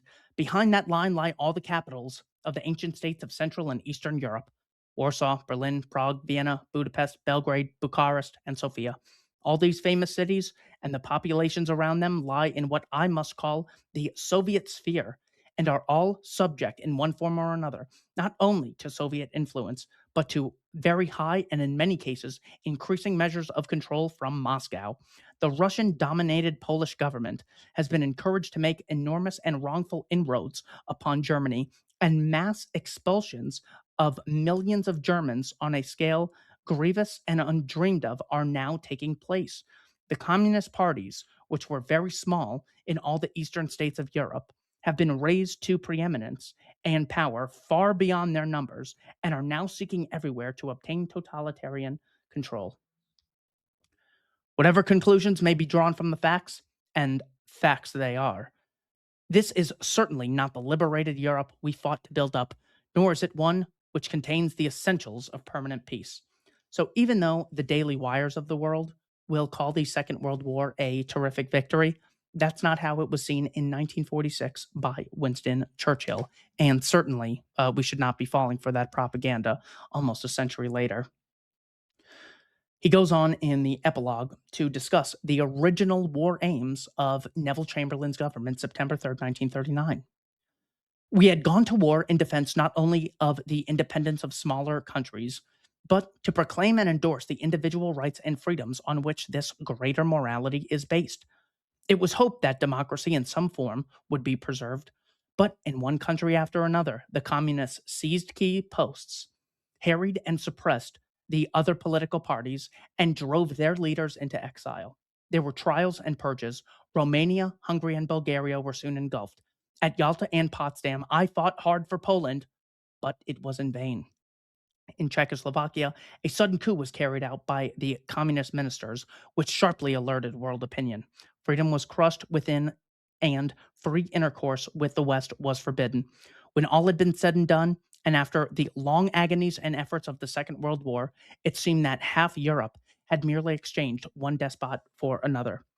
This is why the section where Churchill describes his 1937 meeting with Herr von Ribbentrop is so vitally important, because Eastern Europe was the only actual area of dispute. It was never France nor the British Empire. Both countries declared war against Germany September 3rd of 1939 for violating Polish independence. So again, the war, he's making light of it, saying that one tyrant just replaced another, to which Dennis Prager would say, when you have cancer, you address the cancer. When you have AIDS, you fight the AIDS. There's nothing inconsistent about this. What that worldview is not addressing is that as a causal result of supporting one side, that side grew much more powerful than it otherwise would have. It's not that there was a tyranny in Brazil and then there was a tyranny in Japan, so we took down this one first and then we had to address this second one because our job is to fight tyranny around the world. It's that by supporting the Bolshevik regime, you ended up preserving it, making it much more powerful than it otherwise would have been. Churchill almost takes credit for the creation of the UN. I had suggested that the United Nations organization should forthwith be equipped with an international armed force. As I said earlier in the Atlantic Charter, the term United Nations was coined either at that meeting or just after. Last section I will discuss, Churchill talks about the uh, present day state of the British Empire. Again, this would have been in 1957. On 18th of August 1947, Indian independence was declared. All efforts to preserve the unity of India had broken down, and Pakistan became a separate state. 400 million inhabitants of the subcontinent, mainly divided between Muslim and Hindu, flung themselves at one another. 2 centuries of British rule in India were followed by greater bloodshed and loss of life than had ever occurred during our ameliorating tenure. That is an important lesson right there. That as bad as it might be for independence to be violated, whatever technicality you mean by that, whatever you mean by independence, you have to ask, well, compared to what? Is it necessarily a bad thing that Mississippi is not independent and is instead controlled by the federal government in Washington, D.C.? Since 1865, it's very clear no state in America has the right to secede. We live under the occupation of Washington, D.C. So, one way to approach that is we must now immediately fight for our independence no matter the cost, or you can engage in a cost benefit analysis, consider what the likely outcomes would be, how much you'd have to risk, and what would take its place afterwards. These things that any reasonable person should do were expected to believe the man of the century did not think of when taking the side of the Soviet Union in the Second World War. Oh, and the caveat to that is just as independence is not necessarily inherently good for India or inherently good for Arizona or inherently good for Mexico City, it's a cost benefit analysis. Just as the independence of Czechoslovakia or the independence of the Sudetenland or the independence of Danzig or the independence of Austria is not inherently good. And sometimes it's better to not declare war over countries unifying. It's less deadly, less costly, and can be a better bulwark against other aggressors. The case of unconditional surrender of Japan. Japan had colonies in Vietnam going back to September of 1940, and Japan had been controlling Korea as a colony since 1910 as a result of Truman's unconditional surrender policy that he took from Roosevelt from the Casablanca, from the either Tehran or Casablanca conference in 1943. That unconditional surrender policy required that the Japanese pull back their colonies, which created communist power vacuums in those areas and led to the US going to war in Korea from 1950 to 1953 and into Vietnam, fighting a war there as well. So pulling back colonies is not inherently good. Churchill obviously knows this in the case of India and Pakistan, but just can't imagine the benefits of Danzig or the Saarland being unified with Germany. In spite of the efforts of the Boundary Commission, the lines drawn between India and Pakistan were inevitably and devastatingly cruel to the areas through which new frontiers passed. The result was a series of massacres arising out of the interchange of Muslim and Hindu population, which may have run into 400,000 or 500,000 men, women, and children. The vast majority of these were harmless people whose only fault lay in their religion. In the year of Indian independence, Burma was also severed from the Commonwealth. Certainly, Russia rejoiced at every sign of the diminution of our influence in the world and sought by all means in her power to expedite and bedevil the birth of the new nations. She did great mischief in Indochina and Malay. The regime of Chiang Kai shek, our friendly ally in the war, was gradually losing its hold. The process was slow, but by the end of 1949, all was over. The People's Government, as it is called, henceforth ruled in Peking and controlled the whole Chinese mainland, referring to Chairman Mao taking over and communists now controlling hundreds of millions of people in Asia. In the next year, communist attempts to harass the West to exploit nationalist feeling in Asia and to seize upon exposed salients culminated in the peninsula of Korea. Previously, their efforts had been less direct. In Indochina, the principal opponent of the French, Ho Chi Minh, had indeed been Moscow trained, but material support for his guerrillas had not been on a large scale. In Malaya, comparatively few terrorists, by murdering planters and loyal Malays and Chinese, had tied down disproportionate forces to restore order. But they too, in general, owed only their training, ideology, and moral support to the communist states. The changes in Asia are immeasurable. The departure of the French from Syria and the Lebanon was bitter to them, but inevitable. From Indonesia to Morocco, the Muslim peoples are in ferment. He then ends on an interesting note. Ever since the Balfour Declaration of 1917, I have been a faithful supporter of the Zionist cause. But the activities of terrorists who tried to gain their ends by the assassination of British officials and soldiers were an odious act of ingratitude that left a profound impression. Referring, of course, to the bombing of the King David Hotel by the Zionist Ergon gang, intentionally getting the British on their side with the Balfour Declaration, helping them establish a state, and then bombing them out of the area, terrorizing the British so the Israelis could then control the region. Main lesson from the Churchill memoirs. Any power you're giving to politicians, recognize that they have very little incentive to keep you in mind once the power is given to them.